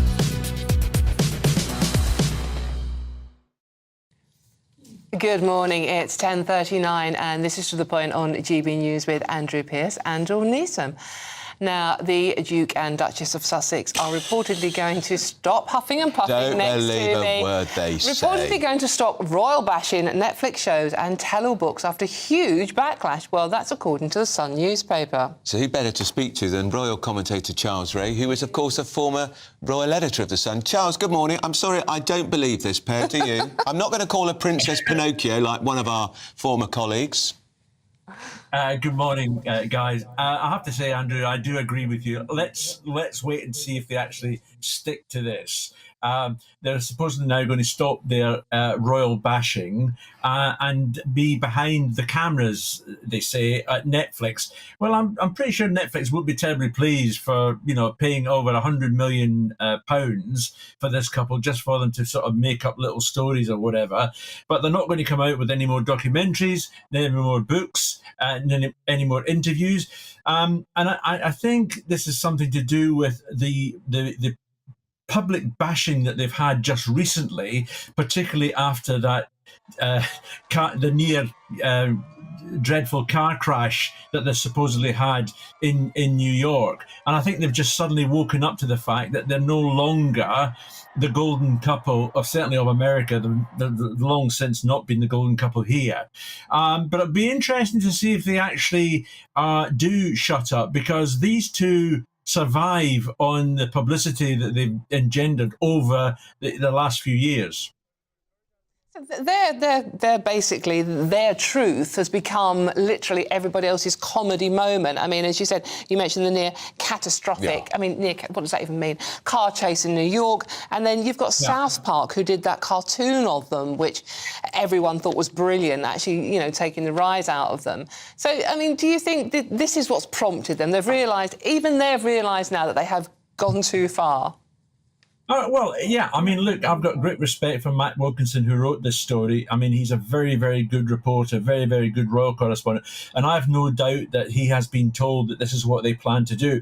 I'm not so sure that these two, Harry and Meghan, will stick to this. I just think they need the publicity to survive. And yeah, it's going to be very interesting to see if they can sit on their haunches. And also, Andrew and Dawn, they were supposed to be making a new Netflix documentary about their life within the royal family. Remember the life without the royal family? Within the royal family, which was expected to pour another bucket load of doodah over the royal family. But, you know, is that now shelved? We'll have to wait and see. Because, I mean, wasn't that the reason, Charles, that the Queen apparently put bugs in the room when she met Prince Harry because she was worried that he might be secretly recording for Netflix? Well, that's right. I mean, everybody. I mean, we've seen everybody in the royal family. Whenever Harry is around and Meghan, they're very, very careful with what they say, because what they don't want to happen is for them, you know, to end up in some sort of documentary or a book of what they've said. And I should imagine that the various people at the various palaces, including from the king down, must be sitting back in their armchairs today, breathing a sigh of relief. I just hope it stays that way for them. Charles, how are they going to make money now, though? They've made enough, haven't they? Well, they're still making money through Netflix and Spotify, whatever things that they do. Look, you and I and Andrew are not going to be listening to any of the Spotify stuff. I'm going to say a bad one there. Stuff that comes out. But you know, they're still being paid by Netflix and Spotify, and it's quite a few quid. They're not short of a bob or two, you know, despite what they were saying at the beginning about how they were cut off by the king. But it's, you know, they'll still make money. But look, we can wait and see. I still think that they cannot hesitate but come out with some nasty comment about another member of the royal family at some stage. I think you're quite right. That's Charles Ray, royal commentator. Thanks for joining us, Charles. In the studio with us are Carol Malone and, of course, Sam Lister, political editor of The Express. So just before we talk about Harry and Meghan, Malone, you and I were last together. Yeah, we had the best night. Doing the Light Fantastic on Saturday at Abervoyage. We went to Abervoyage, and for people who don't know, Piers is the most avid ABBA fan. He was I've never seen him so excited about anything he's won the night. And he was up dancing within 3 minutes of it started. And but what I couldn't believe is, because these are the avatars, I couldn't believe that they weren't real. I mean, I know they're not real. But I fancied Benny more as an avatar than I ever did as a person, which is unfortunate because he was actually there. He was. Looking quite old, wasn't he? Yeah. And that was a bit of a thrill at the end, though, when the three of them were there, Benny, Bjorn and Frida. And the place erupted. So this was a year after the show launched, isn't it? It was a year anniversary on. And I was at the opening night when all four of them were there, and I got to talk to Agneta, who was the blonde then. They're all grey now. And so that made my life complete, because I've now spoken to every member of ABBA. He spent the entire concert talking to me, so I couldn't hear the music going, oh, and this was recorded in 1912. I said, shut up! Are you an ABBA fan, Sam Lister? I'm sorry. Oh, no! Yeah, I've got to confess. I'm a bit more rocky. I can see Sam's face out the corner of my eye, and she's going, just not getting this, really? But if you saw this, because it's just a phenomenon, you can't believe that it's not them. It's just like being transported back 30 years. It is. I have been, Carol, and what I can't get my head around is you're paying, because it's quite expensive to go, isn't it? Yeah, very. But you're watching basically, I know they're slightly more technical than that, but basically like just a cartoon type thing. Well, it feels to me like you're in a concert. Yeah, you'll get my head around it. Pierce said to me, he said, you know, for the first 2 minutes you'll think they're avatars, and then after that you'll forget and you'll think it's them. You do. Yeah. And that's exactly. It is weird. It was an amazing thing. But we talked about AI yesterday. You could do it with everyone going forward, can't you? Well, if you're an ageing rocker, you don't need to do a concert anymore. The thing is that some of us have never been as gorgeous as they were in their 30s. Yeah. So I mean, it's not going to work for me. Yeah. But it does work for. You know what, Carol? The bit that I kept thinking about is like, you know, if it was me at my age now, looking back at what I looked like when I was younger, I'd be slightly depressed. We said that. We said you would want to kill yourself. And when those two girls see what they were, and they looked incredible. It would make you a little bit upset. But, you know, at least they've had it once. Yeah, they were young and beautiful once. Should we do some newspapers? That's what you're here to do, shall we? Rather that, what we've just seen there with Charles, that stuff about... What, Harry and Meghan, do you believe it? Not a single word of it. No, I really don't. All they're doing is they're trying to address what happened with the near catastrophic Which was a disaster, car chase, which was because they a made it total up. disaster. And I think, this is my theory, is that Meghan now has... She wants to get on with her other ambitions. She's enrolled with a big Hollywood agency, which might mean she's going to go back to movies, because she's smart enough to realise... Well, speculation she might do a chat show. There's speculation that I suspect at some point she'll go into politics. So I think what she wants to do is kind of try and put right. And one of their acolytes, I mean, they say stupid things. They said that this last year was the year of kind of the revelations, or the era of the revelations and whatever. This year will be the year of healing with the royal family. So they think they can just trash them, and then because they decide it's going to be all right now, they'll make up with the royal family and all will be fine, which I don't think that's going to happen. What do you reckon, Sam? Do you believe them, Sam? I think Harry's just so isolated now, and I can't see how he would ever be able to kind of make amends with the royal family. And I think that you've got this strange court case going on over there with the Heritage Foundation think tank, who are trying to kind of get the documents about his declarations on drug use as a way to kind of say that actually he's breached the terms of being actually in America and he'll have to come back to Britain. I'm sure it won't get that far, but I can't really see a way for him to come back to Britain now. He's got kids out there, she's out there, they're out there for life now. Well, he's back here next week for the ongoing court case against the Mirror, one of his many ongoing court cases. But effectively, they're going to sink without trace, this couple. Yeah, I mean, I hope. That'd be lovely if they did. I'm not sure Meghan will ever allow that to happen. No. Yeah. And interestingly, next week when he comes here, Charles is away. He's away. He's gone on holiday. He's going to Transylvania, isn't he? Yes, he goes. Apparently, he goes every year, but it's just interesting of the timing this year that he's not going to be here to see his son. So they're nowhere close to reconciliation as yet. And the last poll I saw, their popularity is now they're almost as unpopular as Prince Andrew. Completely. Extraordinary. I think that's what's prompted this whole story. They need to step back. Down. Whether it will last or not is another matter. But, can I just, before we leave that, Charles was saying they have loads of money. Apparently, the 6 court cases he's now doing could cost up to £20 million in legal fees. Tom Bauer said that on the station the other night. So they might not be that rich for very long. They'll have to get proper jobs, won't they? Yeah, well, Yes. Right, OK, Sam, let's come to you. Let's go to the Daily Express, where we have the Boris WhatsApp messages. I feel like I'm talking about Boris's WhatsApp more than I'm talking about my own WhatsApps. It's such a kind of complicated, kind of tedious story in many ways, but apparently it is important. It is important.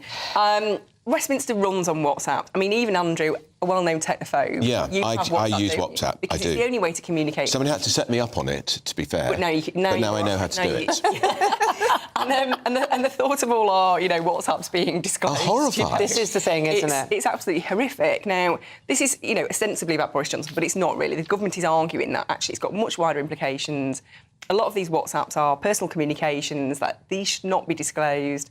Only things that are relevant should be disclosed.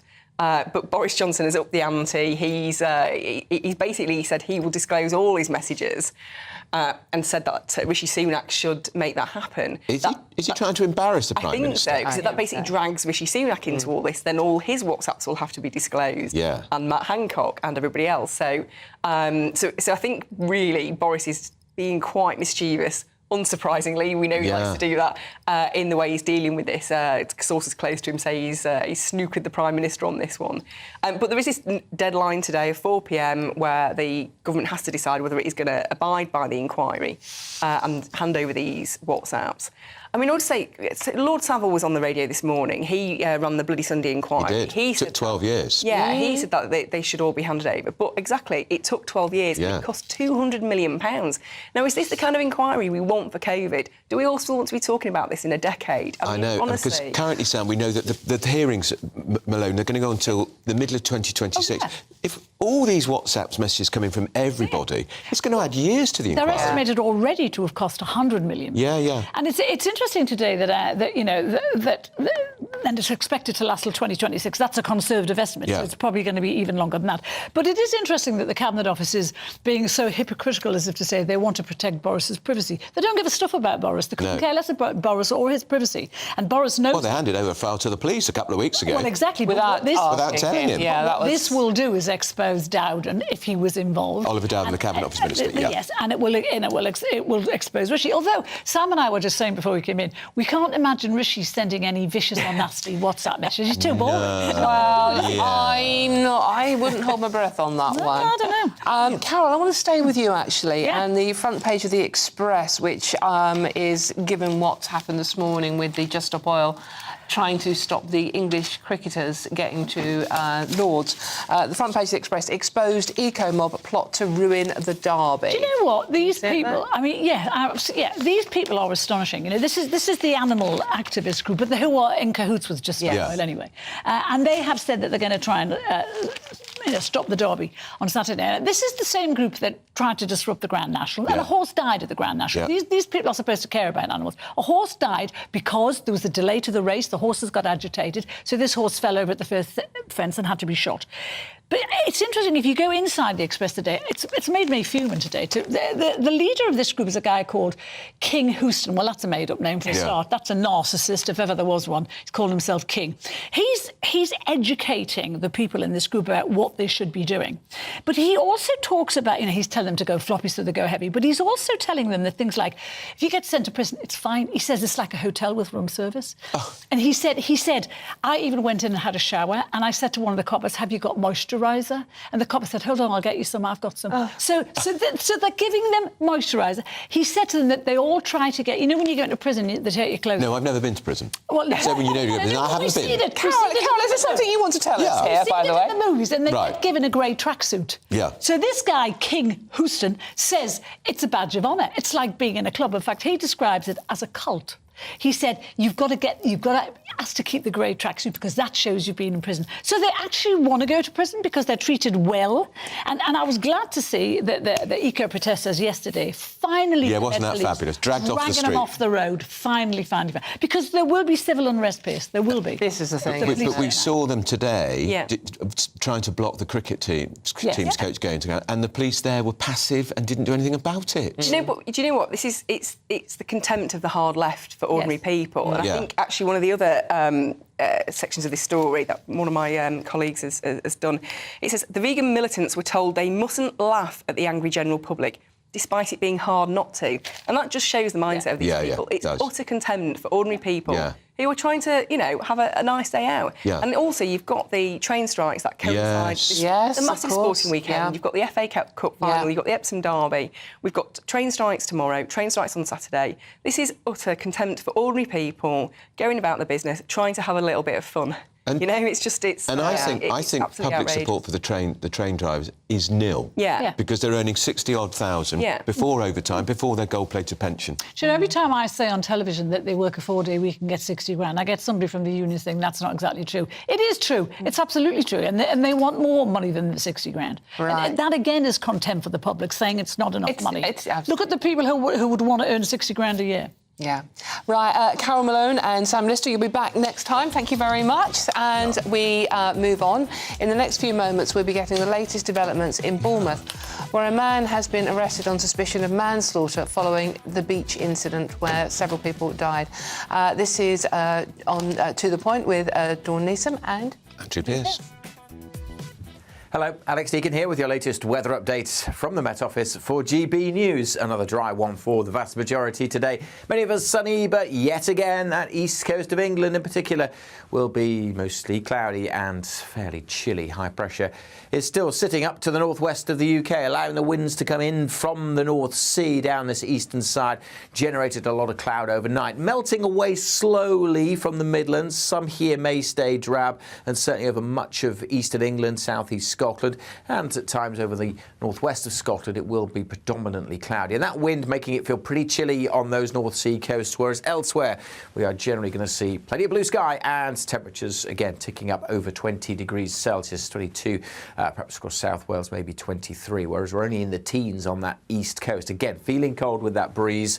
And again through this evening, just look, the cloud returns, just peeling in like a blanket over the Midlands, back into Wales, across northern England and southern Scotland. Much of Scotland, Northern Ireland, west coast of Wales, southwest of England stay clear overnight, and temperatures again mostly 9 or 10 Celsius to start Friday. And again, we will start with a lot of cloud. I'm reasonably optimistic the cloud will break a little quicker tomorrow over the Midlands, and even eastern England should brighten up. Now, the coast itself may stay a bit drab, and it will still be pretty chilly on the coast, but parts of Yorkshire, Lincolnshire, up to southeast Scotland. Looking brighter tomorrow, better chance of seeing some sunshine and probably a touch warmer as a result. In the west, temperatures could be a degree or so down tomorrow, but again, it's basically a fine summer's day with temperatures getting into the low 20s. Again, that cloud could just start to push in a little bit more overnight on Friday night and into Saturday, but the weather pattern's not really shifting. High pressure remains in control through the weekend.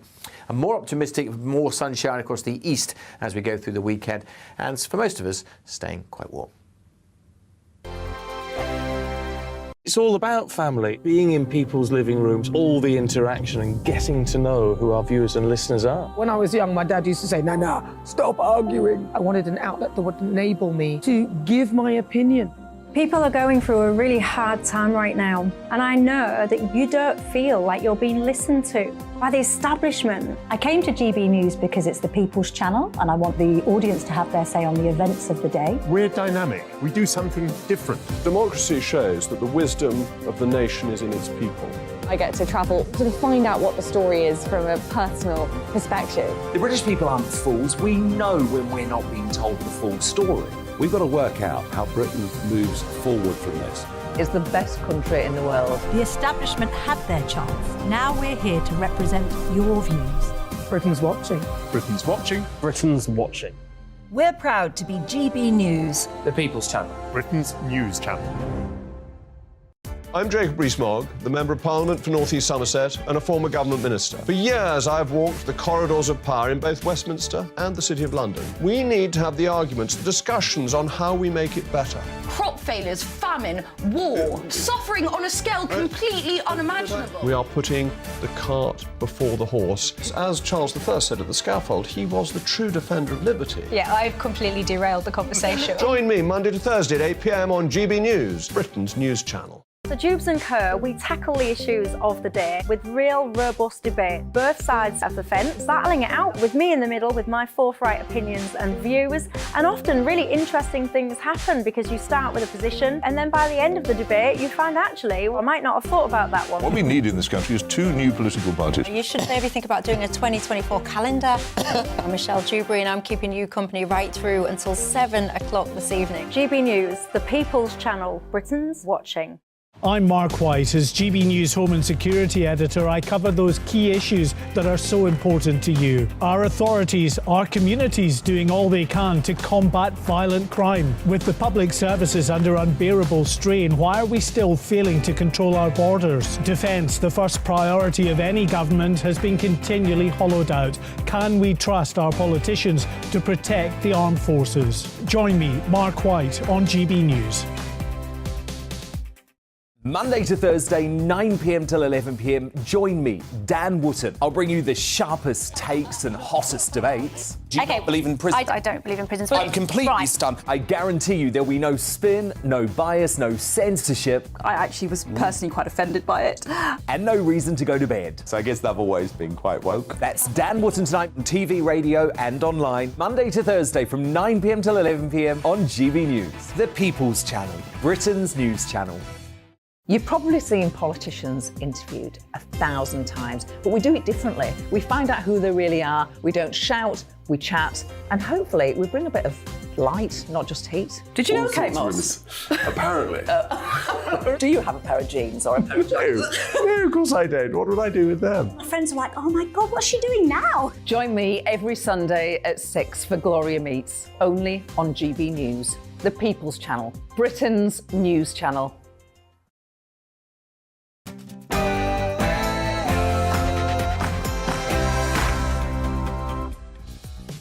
Good morning, it's 11 a.m. on Thursday the 1st of June. This is To The Point on GB News with Andrew Pearce, that's him, and me, Dawn Neeson. Now, a man in his 40s is under arrest after 2 children drowned off Bournemouth beer. We're live in the town, which has been stunned by this half-term tragedy. Awful tragedy. Meanwhile, Just Stop Oil, yes, them again, have delayed the England cricket team's coach on the way to the Test match at Lord's against Ireland, increasing fears they will target the Cup final and the Derby coming up this weekend. So infuriating. And he's gone from godfather to the old father. Al Pacino is to be a dad at the tender age of 83. Good for him, or is it no fool like an old fool?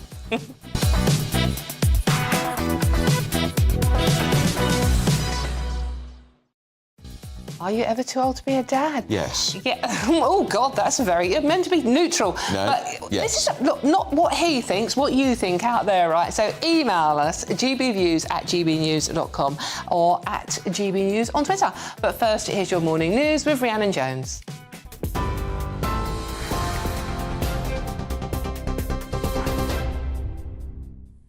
Thank you, Dawn. Good morning. It's 1 minute past 11, your top stories from the GB newsroom. Labour MP Geraint Davis has been suspended from the party following allegations of completely unacceptable behaviour.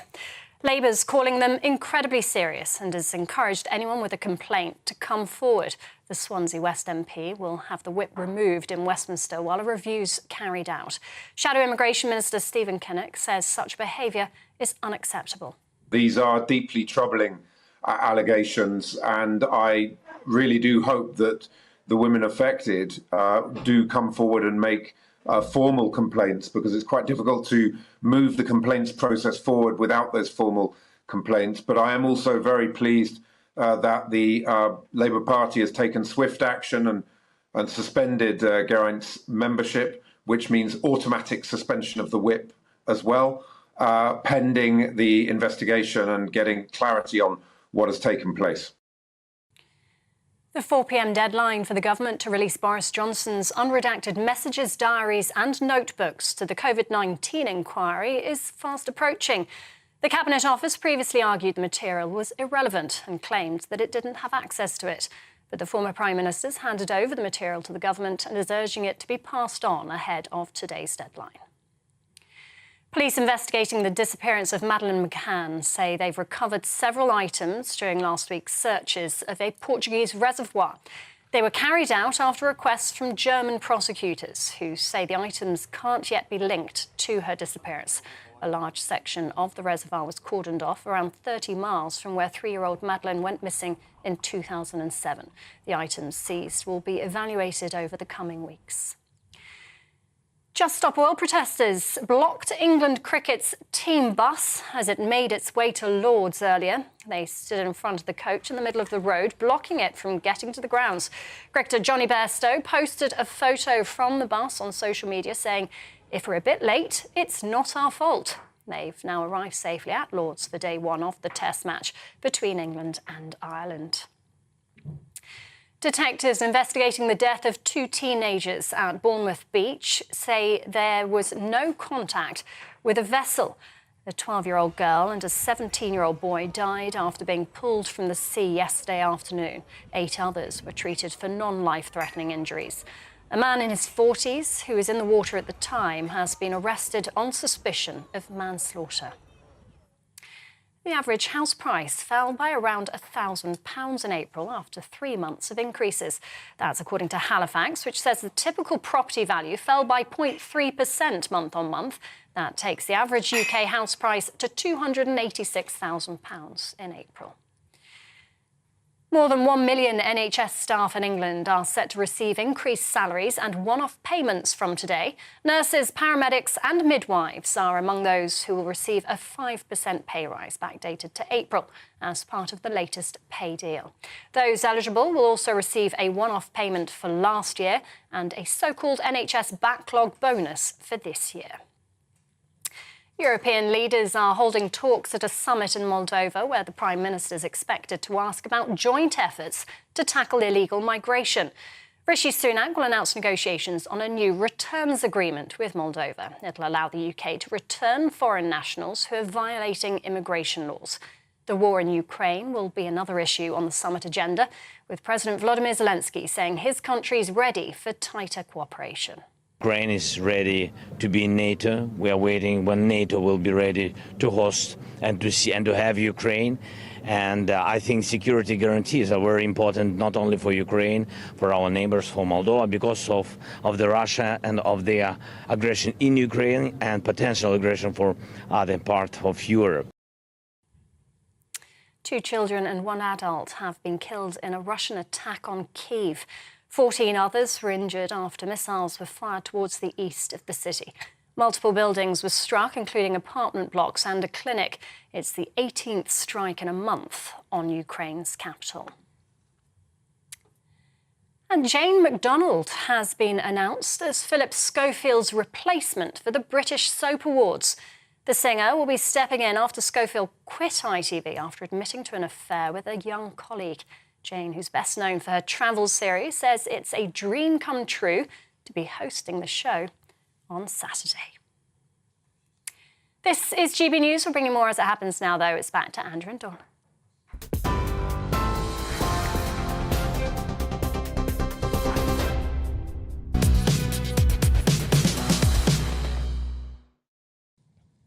Good morning, welcome back. Now, here's a coming out story of Bournemouth. A man has been arrested after a 12-year-old girl and 17-year-old boy have died after being pulled from the sea off a Bournemouth pier. Well, joining us for more is our GB News reporter, Ray Addison. Ray, this is a curious one. Terrible tragedy, half-term, 12-year-old and 17-year-old have died. In what circumstances did they drown?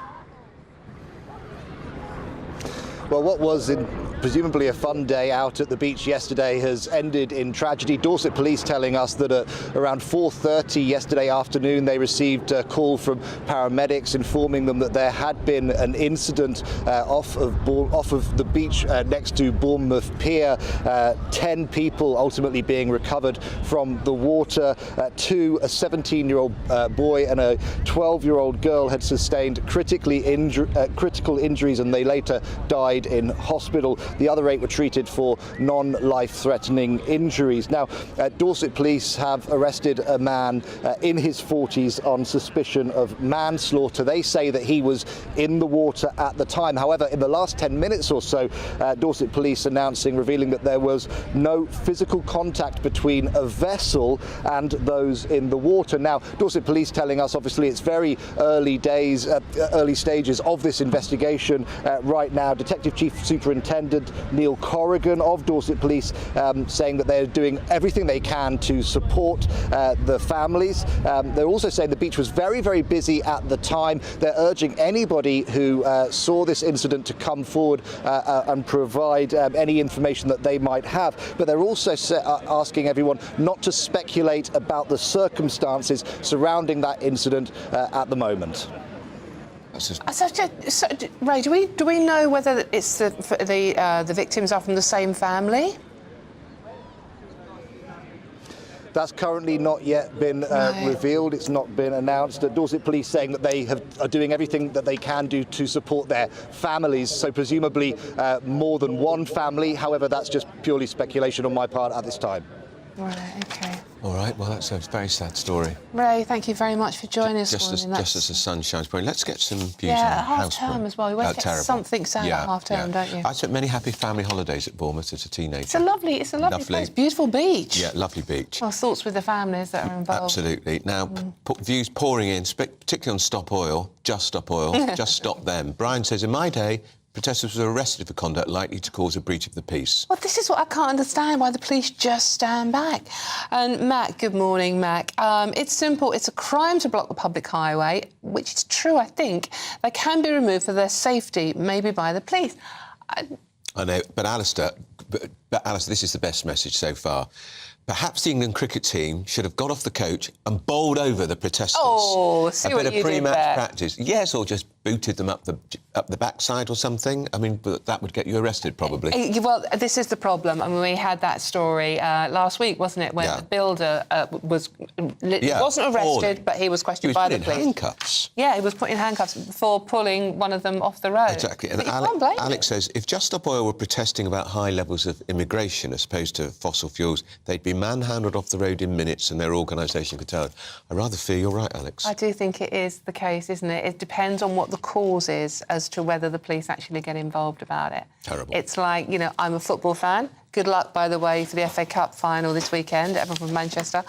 And it's like, you know, if I'm going to a football match, I'm monitored, I'm filmed, I have drones flying overhead.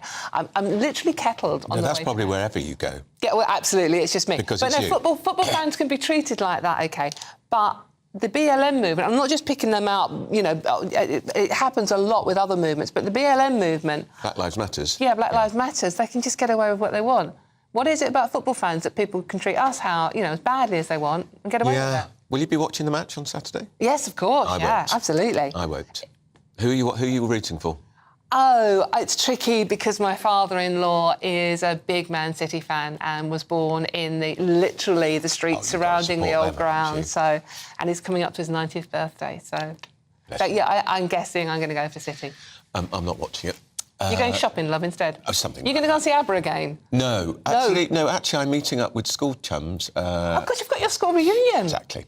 Ah. Now, Boris Johnson, remember him? He's put the pressure on the Prime Minister now to hand over WhatsApps and diaries to the pandemic inquiry, which is being chaired by the lawyer Lady Hallett. He gave the materials to the Cabinet Office in full and unredacted form. I'd actually like to quite read some of those. Yeah. The government is on course for an unprecedented legal battle if it misses the 4 o'clock deadline to disclose these documents. Well, our political editor Darren McCaffrey is in Westminster, has been talking to lots of MPs. Darren, the clock's ticking, still no puff of smoke from the Downing Street Sistine Chapel. What are they going to do? Indeed, in fact, the Prime Minister is actually in Moldova today, attending an international conference talking about the situation in Ukraine and also migration to a degree. But you're right, he's going to have to make this decision pretty quickly. We are ticking towards that 4 p.m. Deadline. Clearly, Boris Johnson's decision yesterday to hand over documents to the Cabinet Office, his diaries, those WhatsApp messages unredacted, frankly, puts the Prime Minister in a bit of a pickle, because it is also clear that officials and I think some ministers inside number 10 of the Cabinet Office are a little concerned about the precedent this might well set if messages are handed over unredacted to the inquiry. And I think the Prime Minister kind of faces 3 potential choices here. First of all, he does just hand over these documents. It's something the inquiry has asked for. Their big claim is it is up to us to decide whether this information is relevant or not. He could decide not to do it at all, and clearly that would irk Baroness Hallett and the inquiry team. They have said they're prepared to take the government to court on this. Quite extraordinary, isn't it, that you've got a government-led inquiry prepared to take the very government that set it up to court, and the government's even suggested they may seek judicial review to stop that from happening. Third of all, there could always, as there is in these situations, be somewhat of a fudge where documents are handed over, but potentially some of them are redacted or they're not handed over in full. But in the end, this decision is going to have to be made, we think, by 4 p.m. today. The deadline was extended from Tuesday at 4 p.m. by 48 hours. But it is a sign, I think, of the concern and the tensions that going forward will be around this inquiry. Clearly, it is a wide-ranging one, looking at some of those big political decisions on restrictions and lockdowns that had an effect on all our lives, but also interesting because it clearly applies to lots of politicians who are still in office. Messages that may well come out in the cool light today that might not necessarily reflect terribly well on decisions that were made by current ministers, and of course a very, very important former Prime Minister Boris Johnson, though he has said that if the Cabinet Office don't hand them over and the inquiry still wants them, he's perfectly willing to go directly to the COVID inquiry itself and hand over his unredacted WhatsApp messages and diaries. He claims he's got nothing to hide. The opposition are saying this morning the government must have something to hide if they're not prepared to hand over these documents the inquiry wants. Darren, that was the very point I was going to make. For whatever noble reason the government have, all these principles about ministers and politicians should be able to have some private and confidential conversations which don't go public. The public watching, people watching this programme, listening to this programme, will think, why won't they publish everything? What have they got to hide? It's going to fuel the idea that Rishi Sunak and the people involved in COVID are trying to suppress something which could damage the government. Yeah, I think there is an element definitely of that, and that is something, as I say, the opposition parties here are claiming, you know, frankly, what does the government have got to hide if it's not prepared to hand over these documents? Let's make this clear, though. There is a COVID inquiry in England/the UK. There's one in Scotland. There's not one in Wales, though, where Mark Rayford, the Welsh Labour First Minister, effectively said that everyone's moved on from COVID. So when it comes to questions and transparency, the Conservative Party do have an argument saying, well, at least there is a public inquiry. But I think, you know, officials would say, first of all, you know, what documents do you hand over? WhatsApp messages that don't necessarily pertain to COVID. Should they be accessible for this COVID inquiry? Also, we've got ourselves in a situation where WhatsApp messages are a relatively new way of government ministers communicating, of maybe making decisions. They're not like official minutes back in the past where you couldn't really get around from saying clearly they are important, and so there is that concern about a precedent. But be in no doubt, there is a lot of pressure now on Rishi Sunak to make this decision, and there'll be a lot of criticism potentially of whatever decision he does make, but it will be fascinating to see what the government decides to do before that 4 p.m. deadline in, 5 hours' time. All right, that's Darren McCaffrey, our political editor, and you can be absolutely certain GB News will bring you the news as it breaks at 4 o'clock. What's your betting? There's so much confusion around this. Well, they have to, don't they? Surely they have to. I think they're going to have to. What I want to know is if you're in Wales at the moment, there's no inquiry, OK? You've moved on. You don't need an inquiry in Wales, that's what evidently. their First Minister says. That's what their First Minister, Mark Dreyfus, is saying. But what do you think? Let us know. gbviews@gbnews.com or tweet us at gbviews. Because I think I'd want at least someone to make an effort to find out what went on. Maybe. Yeah, and of course, Wales have been in power, Labour have been in power there for 20 years, and there's been all sorts of issues with the NHS in Wales too. Didn't cover themselves in glory, did they? Right, still to come, love this story. Is having a child at 83 years old selfish? I think so. Hollywood star Al Pacino has had a newborn baby with his 29-year-old girlfriend. You're with GB News. First and foremost, I am a GB News fan, and I was before I was working here. Just love the fact that we're asking the questions that a lot of establishment media won't ask. With a bit of a twist, we not only want to inform you, but we want to keep you entertained. It's worth the drive because you get in and the team's all ready and waiting, they're itching to go, and it's a proper little family. GB News is the People's Channel. It's the audience that makes the programme sing. We're giving our viewers and our listeners a voice. I see the thousands of your letters, tweets, emails, you name it, coming in. Britain is broken. How on earth did we get into this mess? But more importantly, how do we get out of it? The establishment had their chance. Now we're here to represent you. It's time for something different. It's time for GB News. I'm very patriotic. I believe in Britain. Our best days lie ahead. Britain's watching. Britain's watching. Join us here on GB News. The People's Channel. Britain's news channel. Join me, Patrick Christie's Monday to Friday, 3 till 6. We tackle the day's news agenda like you've never seen before. It's high tempo, high octane, the most controversial topics and the best guests. You will not be able to take your eyes and ears off it. I'm not afraid to ask the questions that you really want answered. 3 till 6 p.m, Monday to Friday on GB News, the People's Channel, Britain's news channel. I'm Andrew Doyle. Join me at 7 o'clock every Sunday night for Free Speech Nation, the show where I tackle the week's biggest stories in politics and current affairs with the help of my 2 comedian panellists and a variety of special guests. Free Speech Nation, Sunday nights from 7 on GB News, the People's Channel, Britain's news channel. Every Sunday from 11. Join Michael Portillo. There will be topical discussion, looking at the week before and the week to come. So kick back and relax at 11 a.m. on Sundays on GB News with me, Michael Portillo. GB News, the People's Channel, Britain's news channel.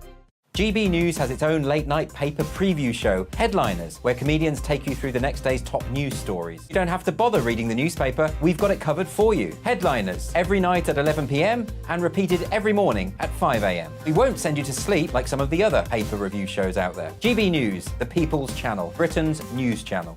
Join me, Camilla Tominey, on Sunday mornings from 9:30, taking the politicians to task and breaking out of SW1 to see how their decisions are affecting you across the UK. Bursting the Westminster bubble every Sunday morning, only on GB News, the People's Channel. Britain's watching. Monday to Thursday nights on GB News. At 6, it's Dubes & Co. 7 o'clock, Farage. At 8, join Jacob Rees-Mogg. And at 9, Dan Wootton Tonight, followed by Headliners. On TV, radio and online. This is GB News. Westminster is going around in ever-decreasing circles, followed by the media. Britain is broken.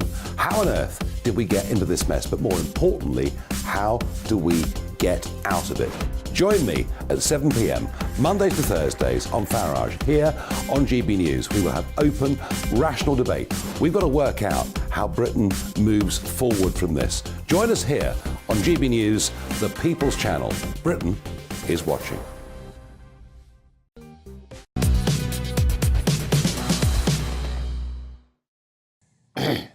Good morning, welcome back. It is 11:21 and you're with Andrew Pearce and Dawn Neeson on GB News. And this is to the point.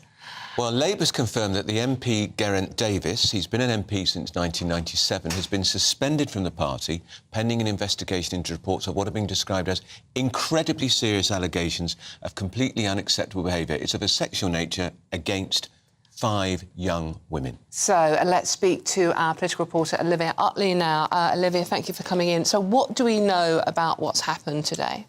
Well, it's an extraordinary story, really, simply because of the number of women who've come forward, the length of this MP's career, and the fact that the seriousness of the allegations and the fact that none of it has ever come out before. There are 5 separate women who've come forward to complain about Geraint Davies. One of them was as young as 19. Shocking. Parliamentary researcher who has claimed that Geraint Davies tried to pursue a relationship with her. The others have talked about both verbal and physical sexual harassment, misconduct.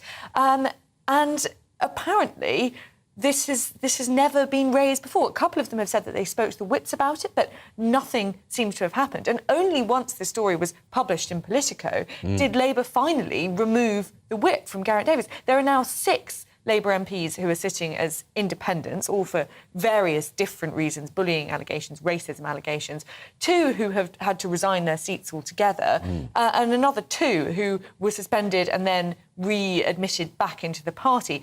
But that's quite a few MPs in the Labour Party who have a sort of pessimistic cloud over their heads. And it's interesting because Labour are always going on about the Tories wallowing in sleaze. We've got a Tory MP, of course, banged up in prison for inappropriate sexual behaviour with a young boy. But do you think, Olivia, working in Westminster as you do, and I have been working there for donkey's years, it's the booze culture? There are around 9 bars, I think, on the parliamentary estate, all heavily subsidised by the taxpayer. And you and I have been there, and we've seen MPs literally leaving the bars via the wallpaper because they can't stand up straight. Absolutely. I mean, Parliament sometimes feels like a sort of tinderbox ready to explode. There are so many different factors which are just so conducive to sexual misconduct. As you say, you've got 9 bars around the parliamentary estate. You've also got votes taking place late into the evening, but with big gaps between votes. Yeah. And there's nowhere really to go apart from these bars on the parliamentary estate. Then you've got MPs who some of them, we don't want to tar them all with the same brush, but there are a couple of them who perhaps feel a sense of power. They like the sense of power that they get from being an MP. And then a lot of very young researchers, often straight out of university, who are just absolutely thrilled to be in Parliament. I've seen it so often. And quite naive about how the whole thing works. You've also got MPs spending days and days during the week away from their spouses, who often live in their constituencies in other parts of the country. And all of those factors taken together make it hardly surprising that these Westminster allegations just keep coming. It's pretty serious. But Labour have moved quickly, has to be said, to suspend him. But this had been rumoured around the parliamentary estate for a long time. I didn't know the MP's name, and I have to be honest, Olivia, I started work at Westminster, I think, in 1988. I've never heard of this bloke. And he's been an MP since 1997. Well, neither of you had heard of him. And many of the incidents did take place late at night on the parliamentary estate in the bars. Absolutely. And as you say, Labour has acted very quickly indeed now. But why this hadn't come up before is a bit of a mystery. What seems to keep on happening in these situations, and absolutely the same is true for the Conservative Party, is it becomes an open secret in Westminster. Yeah. Everybody knows that a certain MP is, you shouldn't be, go alone in a lift They with often say a young things like, woman. he's a bit handsy. He's a bit handsy, exactly. And these rumours can circulate for literally years. And in the case of Geraint Davies, it seems to be decades that they've circulated for. And yet, nothing really gets done. We broke some breaking news. We've got some receiving some pictures of the Prime Minister. He's in Moldova right now for the European Political Community Summit. Here he is. He's just arriving, I think. This is, I think, Olivia, correct me if I'm wrong, they're going to be, a lot of what they're talking about at this summit is migration and illegal migration, and our Prime Minister trying to get concerted action. Absolutely, and what Rishi Sunak has been so focused on for the last sort of 6 or 7 months is this problem of illegal migration and stopping the boats. He has been attempting to work with France on this. He has hit quite a few walls, but he's very determined to take a sort of leadership stance on this. And we've seen that this is what he has been focusing on all his foreign trips. In G7, this is what he was completely focused on. Some felt at the expense of the legal migration problem, which was sort of bubbling up at the same time. You could hear Suella Braverman, never quite explicitly said it, but when I was at NatCon a few weeks ago, Rishi Sunak was at G7 talking to his counterparts about the illegal migration problem. Meanwhile, legal We've allowed migration 750,000. Exactly, 600,000 people. 600,000, wasn't it? That's bit of, slightly lower than was expected. Yeah. And there was a bit of, I felt, implicit criticism in Suella Braverman's speech. And sort of when she was asked what the focus was on, the focus is on illegal migration. And this is what Rishi Sunak is banging on the international stage. Meanwhile, there's another problem. It's just another flipping useless talking shop. Well, I mean, the thing is, it's the European political community. It was set up last year by President Macron in France, and originally this particular talking shop was meant to be discussing the Ukraine situation. But as you alluded to, Olivia, Rishi Sunak is so determined to sort the migration issue out, because that is basically what the next election will be fought and won on, isn't it? Pretty much. Yeah. And he's discussing with Bulgaria entering a partnership, intelligence sharing between the two countries to stop the migration, because that's where a lot of the illegal migrants are coming through. And the Bulgarian border police have already prevented 11,000 illegal entries across the border with Turkey since January. Bulgaria is literally emptying of young men. I remember being on a holiday there and going to a village which used to have a population of about 2,000. The youngest person living in that village when I was there, that was about 4 years ago, was 38. They've all moved. It's problem, though, for Rishi Sunak is that there is essentially an unlimited number of migrants who want to come over here. So he solves one problem. He creates an agreement with a particular country and stops migrants from that country coming here. We've seen what he's done with Albania has actually been very, very effective. Yes. Albania's made up 70% of the migrants coming here on small boats at the end of 2022. In the last quarter, I think it was 17%.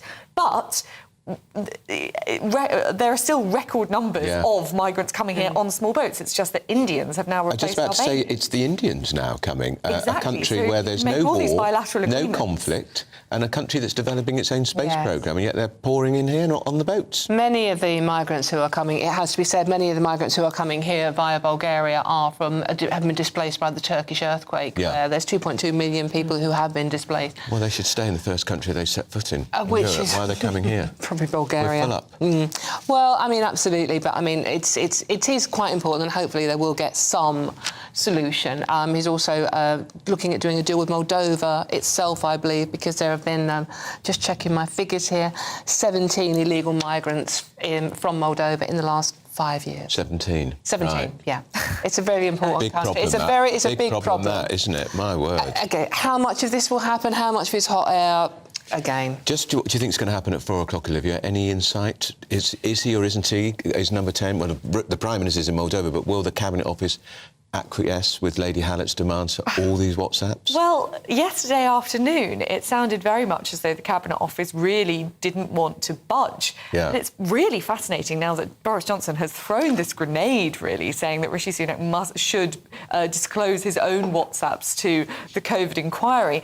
And the ball is very much in the Cabinet Office's court. And what is it that is stopping them wanting to disclose that information? Boris loves mischief, and he's causing a lot of mischief by what he's done. He is, isn't he? Yeah. Do you think he's doing this on purpose? Yes. It's like, absolutely. There you go, Rishi. It says 2 weeks ago, is it a week ago, the Cabinet Office, this same Cabinet Office, shopped him to the police and said the police should investigate 12 messages, references in his political diary to do with COVID. They didn't even bother to tell him in advance or discuss it with him.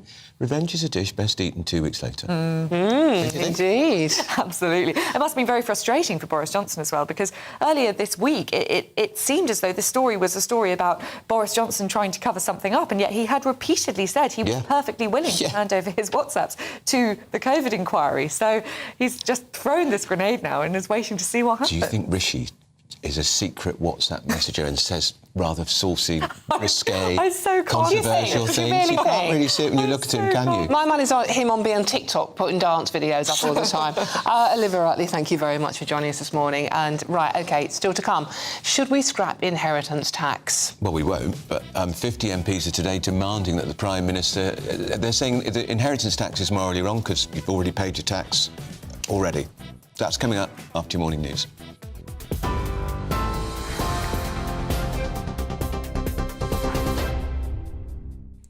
Good morning, it's 11:32. I'm Rhiannon Jones in the GB newsroom. Labour MP Geraint Davis has been suspended from the party following allegations of completely unacceptable behaviour. Labour's calling them incredibly serious and has encouraged anyone with a complaint to come forward. The Swansea West MP has had the whip removed while a review is carried out. Detectives investigating the death of 2 teenagers at Bournemouth Beach say there was no contact with a vessel. If you're watching on TV, these are live pictures of the beach where a 12-year-old girl and a 17-year-old boy died after being pulled from the sea yesterday. 8 others were treated for non-life-threatening injuries. A man in his 40s who was in the water at the time has been arrested on suspicion of manslaughter. The 4 p.m. deadline for the government to release Boris Johnson's unredacted messages, diaries and notebooks to the COVID-19 inquiry is fast approaching. The Cabinet Office had previously argued the material was irrelevant and claimed it didn't have access to it. But the former Prime Minister has now handed over the material to the government and is urging it to be passed on ahead of today's deadline. And Jane McDonald has been announced as Philip Schofield's replacement for the British Soap Awards. The singer will be stepping in after Schofield quit ITV after admitting to an affair with a young colleague. Jane, who's best known for her travel series, says it's a dream come true to be hosting the show on Saturday.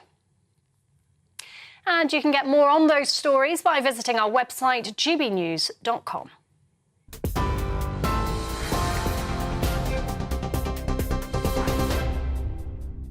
Direct Bullion sponsors the Finance Report on GB News for gold and silver investment.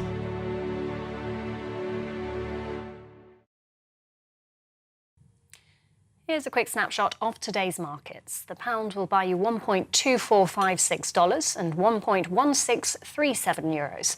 The price of gold is £1,574.64 per ounce, and the FTSE 100's at 7,481 points. Direct Bullion sponsors the Finance Report on GB News for physical investment.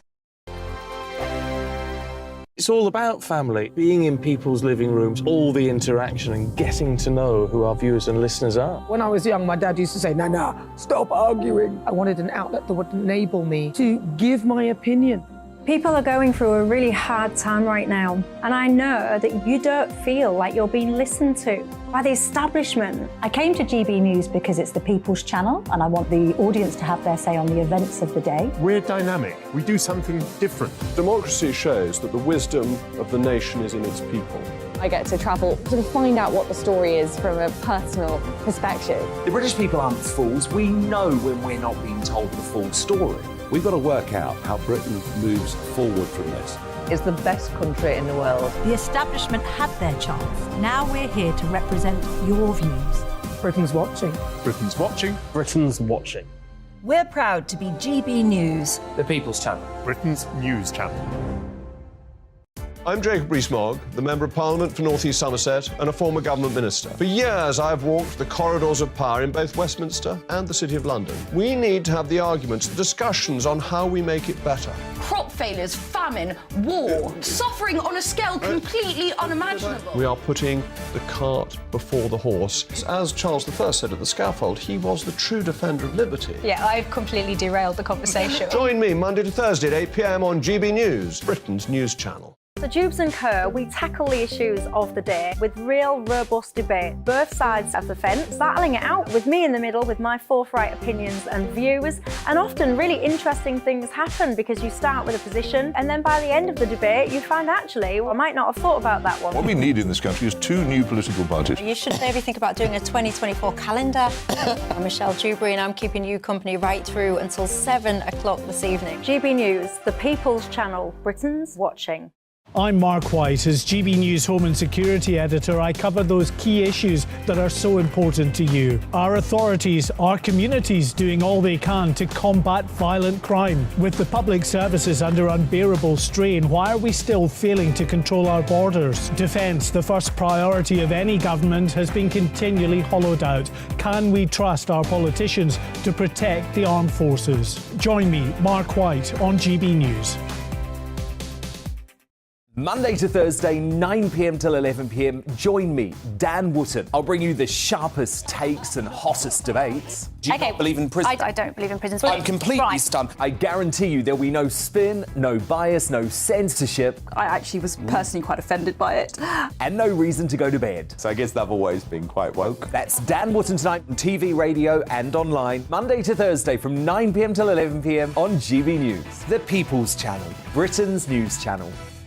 You've probably seen politicians interviewed 1,000 times, but we do it differently. We find out who they really are, we don't shout, we chat, and hopefully we bring a bit of light, not just heat. Did you know Kate Moss? Apparently. Do you have a pair of jeans or a pair of jeans? No, of course I don't. What would I do with them? My friends are like, oh my God, what's she doing now? Join me every Sunday at 6 for Gloria Meets, only on GB News, the People's Channel, Britain's news channel. Britain is watching.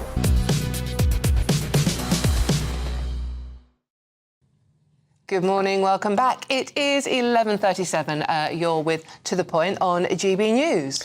Well, lots of views coming in. We only alluded to the fact these 50 MPs want to get rid of inheritance tax, and Richard says scrap it to stop the working classes being dragged into this immoral double taxation from simply owning their own home. I think it is one of the most pernicious taxes of them all, actually. Yeah, no, absolutely. Lots of messages coming in, but also lots of messages on one of the main talking points on all the front pages today, the Boris WhatsApp gate, and the inquiry into what happened during the COVID situation. And this is from Mel. Mel, good morning. You say there should be an inquiry, but the remit should be to update any policies and procedures on how best to deal with the next one.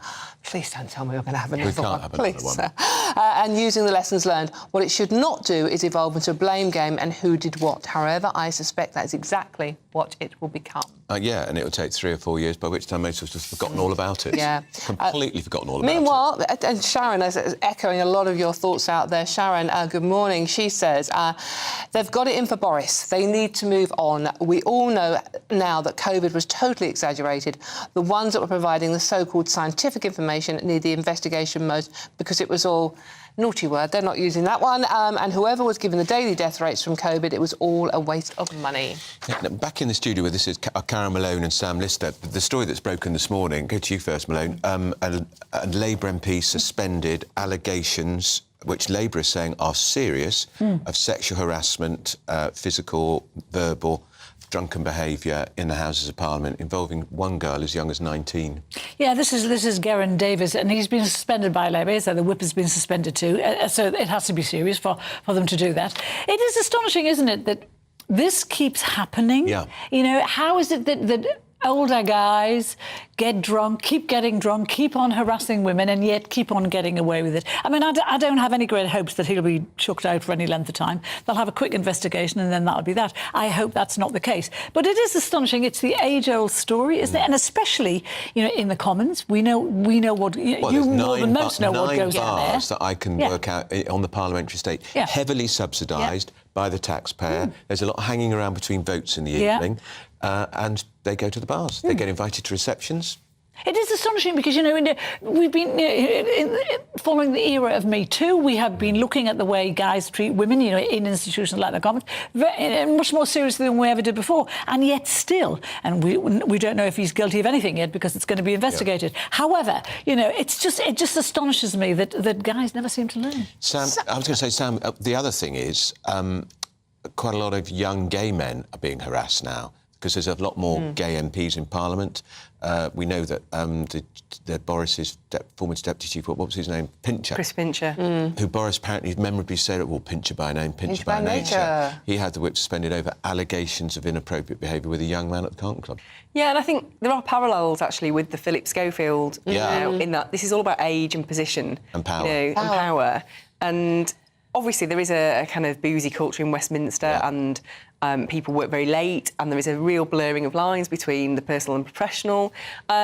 I don't particularly have a problem with that. The problem with this is, it's about the age. You know, when you've got teenagers, 19-year-olds, people in their early 20s, and then you have 50-year-old men. And Geraint Davis is 58. Yeah, you know, that is the problem. That's the problem here. And it's the same problem with the Philip Schofield row, isn't it? It's about this deeply inappropriate abuse of power, and it is, as you say, it applies to young women and young men. It's not limited to young women. Sam, you're a political editor on the Daily Express, so you spend a lot of time working over at the Commons. I mean, have you ever experienced any untoward behaviour from anyone? No. I mean, to be fair, like I generally find most people to be very civilised, and I've only ever had good experiences. So there's nothing I can contribute on that front. And most people I know are generally of the same, you know, position. But don't you think, Sam, there's an element where an MP is less likely to be a bit handsy with a journalist who's probably going to deck him,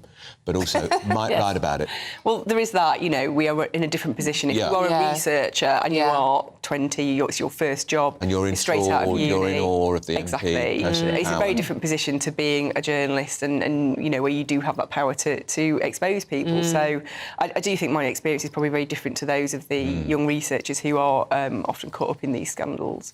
Have you ever witnessed anything yourself, personally, Andrew? I mean, you've been over there. Yes, I have. For many years. And I've actually said to some MPs and ministers, I've gone up to them maybe at a party, do you know what this would look like on the front page of my newspaper the next day? I think you should pack it in. And did they take it seriously when you say that? They did. Yeah. And more than one rang me the next day, because obviously, even though they were sloshed, they remembered they woke up and said, I said, look, I'm not writing about this, but you just got to be careful how you're behaving like that. And it was always a much older man with a young parliamentary assistant or researcher, male or female. But to go back to Schofield, it's incredible, isn't it, that nobody said that to him about his inappropriate relationship there. Oh, because nobody knew, Carol. Nobody knew.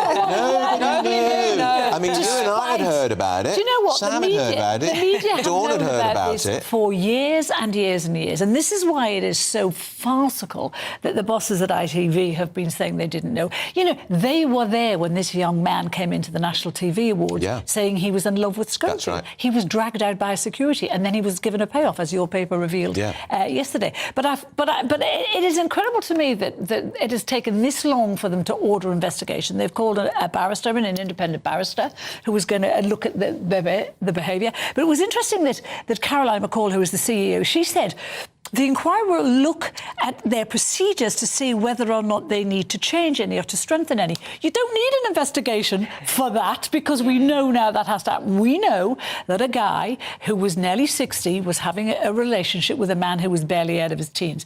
And this is totally inappropriate. There was some stuff today, I think it was in your paper, Piers, said that, you know, there was even arranged for this runner to have a show reel made, because he wanted to be a presenter. Now, how could ITV bosses give over studios, airtime, cameramen and cameras time, all of that, and not know that this was happening? Why was Schofield And we've doing seen many photographs, haven't we, Sam, of this young man with Philip and Holly at award events, public events. Runners don't normally get invited to those sort of things. Exactly. But apparently Holly didn't realise either. She'd asked him, he said no, and she believed him. I mean, this is it, you know, people are treating the public as though they're stupid. Mugs. And clearly, when, I mean, I'm looking at the picture here of the story Carol's just referred to of the show reel being filmed. And I mean, that just does not happen without somebody noticing. The fact that, you know, nobody knew, it's just I mean, that's credible. ITV It's not credible at all. Resources being... of course it is. And studio time. That's why they would have to have known. You would think, Sam, that Schofield was the one who authorised that, but don't you think it's incredible that Carol McCall, who was on, she's the CEO, she's on £3.5 million a year, and yet she is not going to talk to the inquiry next week in the Commons.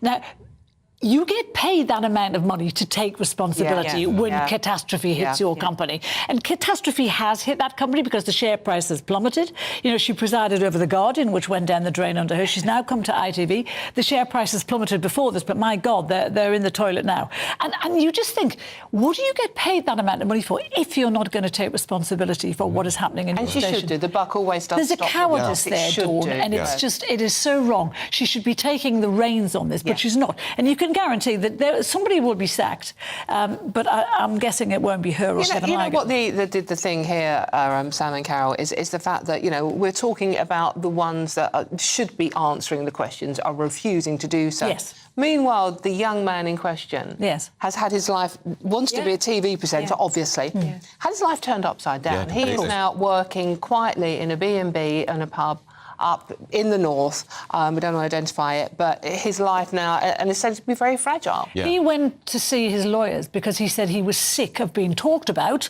Because, you know, it's an open secret who this boy is. And it has been for a very long time. So he has had pressure from a lot of quarters. And he went to his lawyers to say, I'm sick of, I don't want to talk, but I'm sick of lies being told about me. I'm sick of being talked about. And, you know, one could not help but ask, you know, is he okay?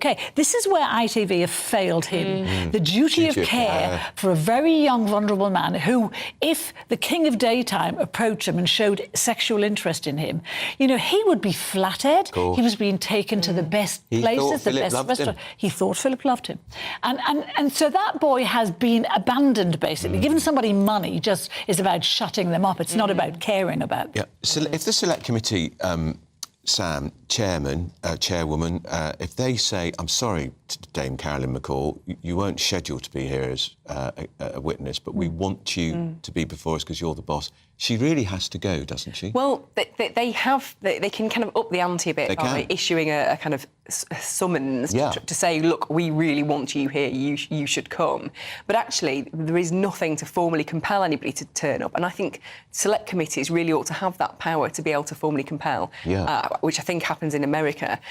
Because, as Carol says, you know, these people should not be escaping accountability on this. And I think there's some suggestion, actually, that they do want to call Philip Schofield himself, but I think there is more chance of pink than him turning up. But even if he went, Sam, the thing is, he has been playing the victim for the last week and a half. You know, he was saying he only lied to protect the boy. No, he didn't. He lied to protect himself and his career because he knew that this would happen. And he was married at the time. And he was married at the time. That's the thing. Do we all remember that day? Have we forgotten that?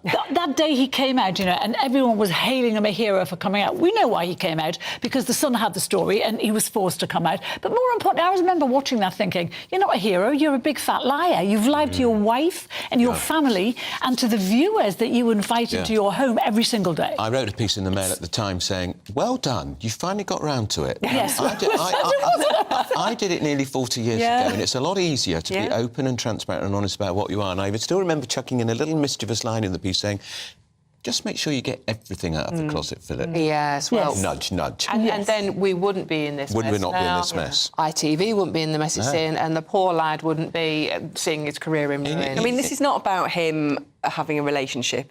This is about him abusing his power, and that's the difference and here. a TV company conniving in it. Yeah. This is the thing. It's not the offence in inverted commas, because nothing illegal has happened. It's not the offence. It's the cover-up. And also, same applies. You know, in all the arenas you can work, television is probably the best arena for being gay. It really is. There is no prejudice whatsoever. He could have come out as gay many years ago. He chose not to. Why? Because he thought it would affect his career. It wouldn't have. Affect his brand. Which is why we've still not got, not my area, but your area, Dawn, we've still not got a Premier League footballer who's come out. And we know, you and I know the names of some of them who are gay because they think it would damage the brand. That is different, because it's not damaging the brand, because I think footballers do get stick. You know, you've heard it in the stands. They do get a lot of Not as much as they used to, but they do. I could cope with a stick on at £500,000 a week for kicking a bag of air around the pitch for 90 minutes. I could cope with that, Malone. Well, you're on that anyway, aren't you?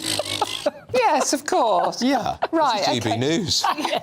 Not the BBC. Moving swiftly on from your footballing career. Let's go to whose story is this? I love this story. Carol, this is your story. In the Telegraph today, Al Pacino has become a father at 83. Do you know what? Another age gap relationship. Do you know, I'm not usually judgmental about this sort of stuff, but this has actually made me feel a bit queasy. Yeah. I have to tell you, 83, she's 29, and of course she really loves him dearly, doesn't she? Of course she does. And his millions. And she's really got pregnant because she's... previous lover was Mick Jagger. Was Mick Jagger, yeah. Which is a bet. I bet he's a bit younger, not much, mind you. But, Yeah. but you know, Pacino has kids older than this. One of his daughters is 33. He's got 22-year-old twins.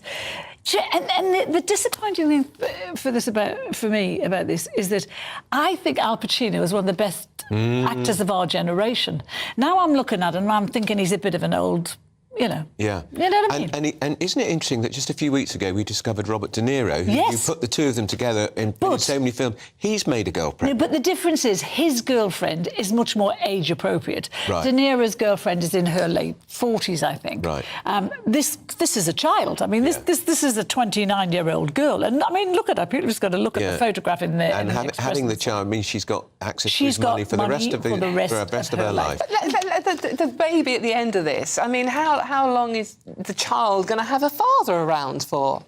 Well, not long. Not long, is it? Not long enough. But no love, you know. Do you think he'll do nappy duty? No. What, for himself or the baby? Yeah, I mean...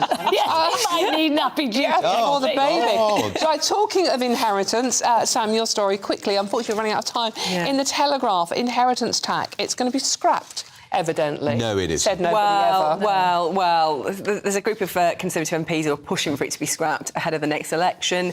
They're basically saying that there's been a freeze on the threshold, the point at which you start paying since 2010. I know. So obviously with inflation... Osborne was going to raise it to $1 million. $1 million. And I think, actually, people might be OK with $1 million. But what they're not OK with is working class and middle class families who've saved hard all their lives to build up a kind of safe, home for their children, having to then pay inheritance tax, this death duty on it. And I think, actually, you know, this is something that is deeply unpopular with the public, and Rishi Sunak will be seriously considering this ahead of the next election if the finances Sam, bear look, out. I'm so furious with the government by how much they're taxing us, 70-year high tax burden. Yeah. Again, if they sort the boats out, if they got rid of inheritance tax or lowered the threshold dramatically, it could be a game changer. Yeah, but I think sorting the boats out, bringing down tax, you know, you've got an election-winning formula there. But they should do it sooner rather than later, because the public just see that as a way to, you know, he's doing this just because he wants us to vote. We should be doing that now.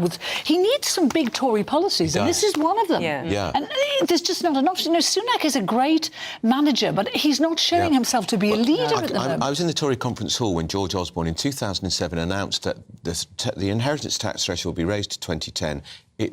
It made Gordon Brown so frightened he didn't call the election that year because he knew that the focus group showed it was a massively popular policy. Yeah. And of course they got in 2010 and they never did it. It is. Of course they didn't. It is astonishing. Right, one final story that neither of you have actually selected, and I'm surprised by this one. It is the 1st of June. You might not have noticed if you look out the window. Freezing. Just quickly, ladies, 30 degrees, hot, hot, hot.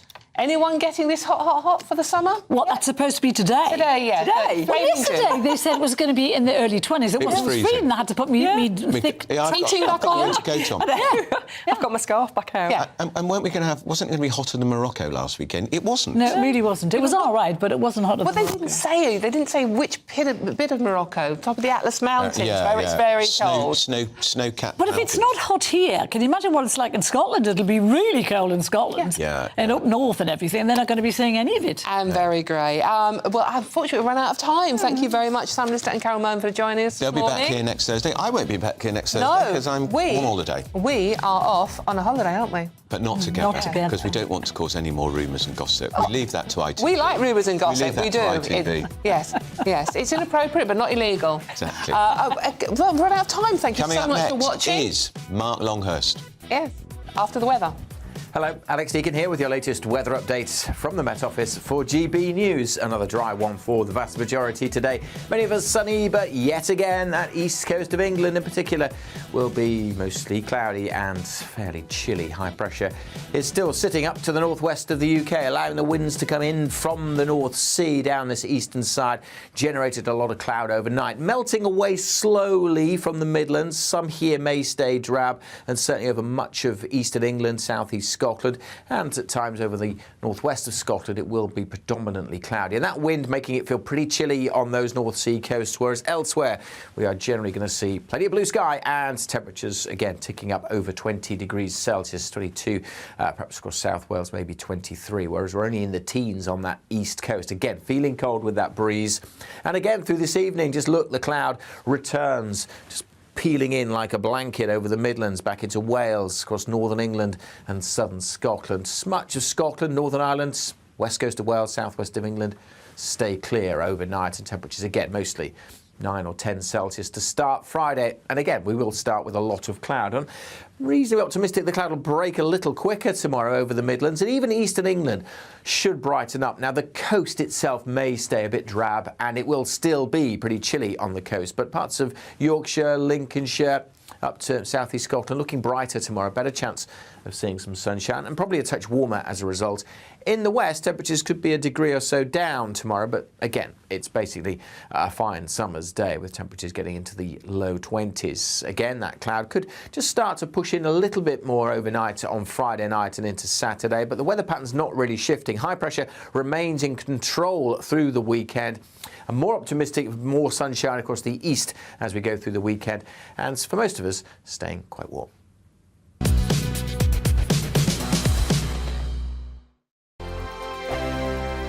First and foremost, I am a GB News fan, and I was before I was working here. Just love the fact that we're asking the questions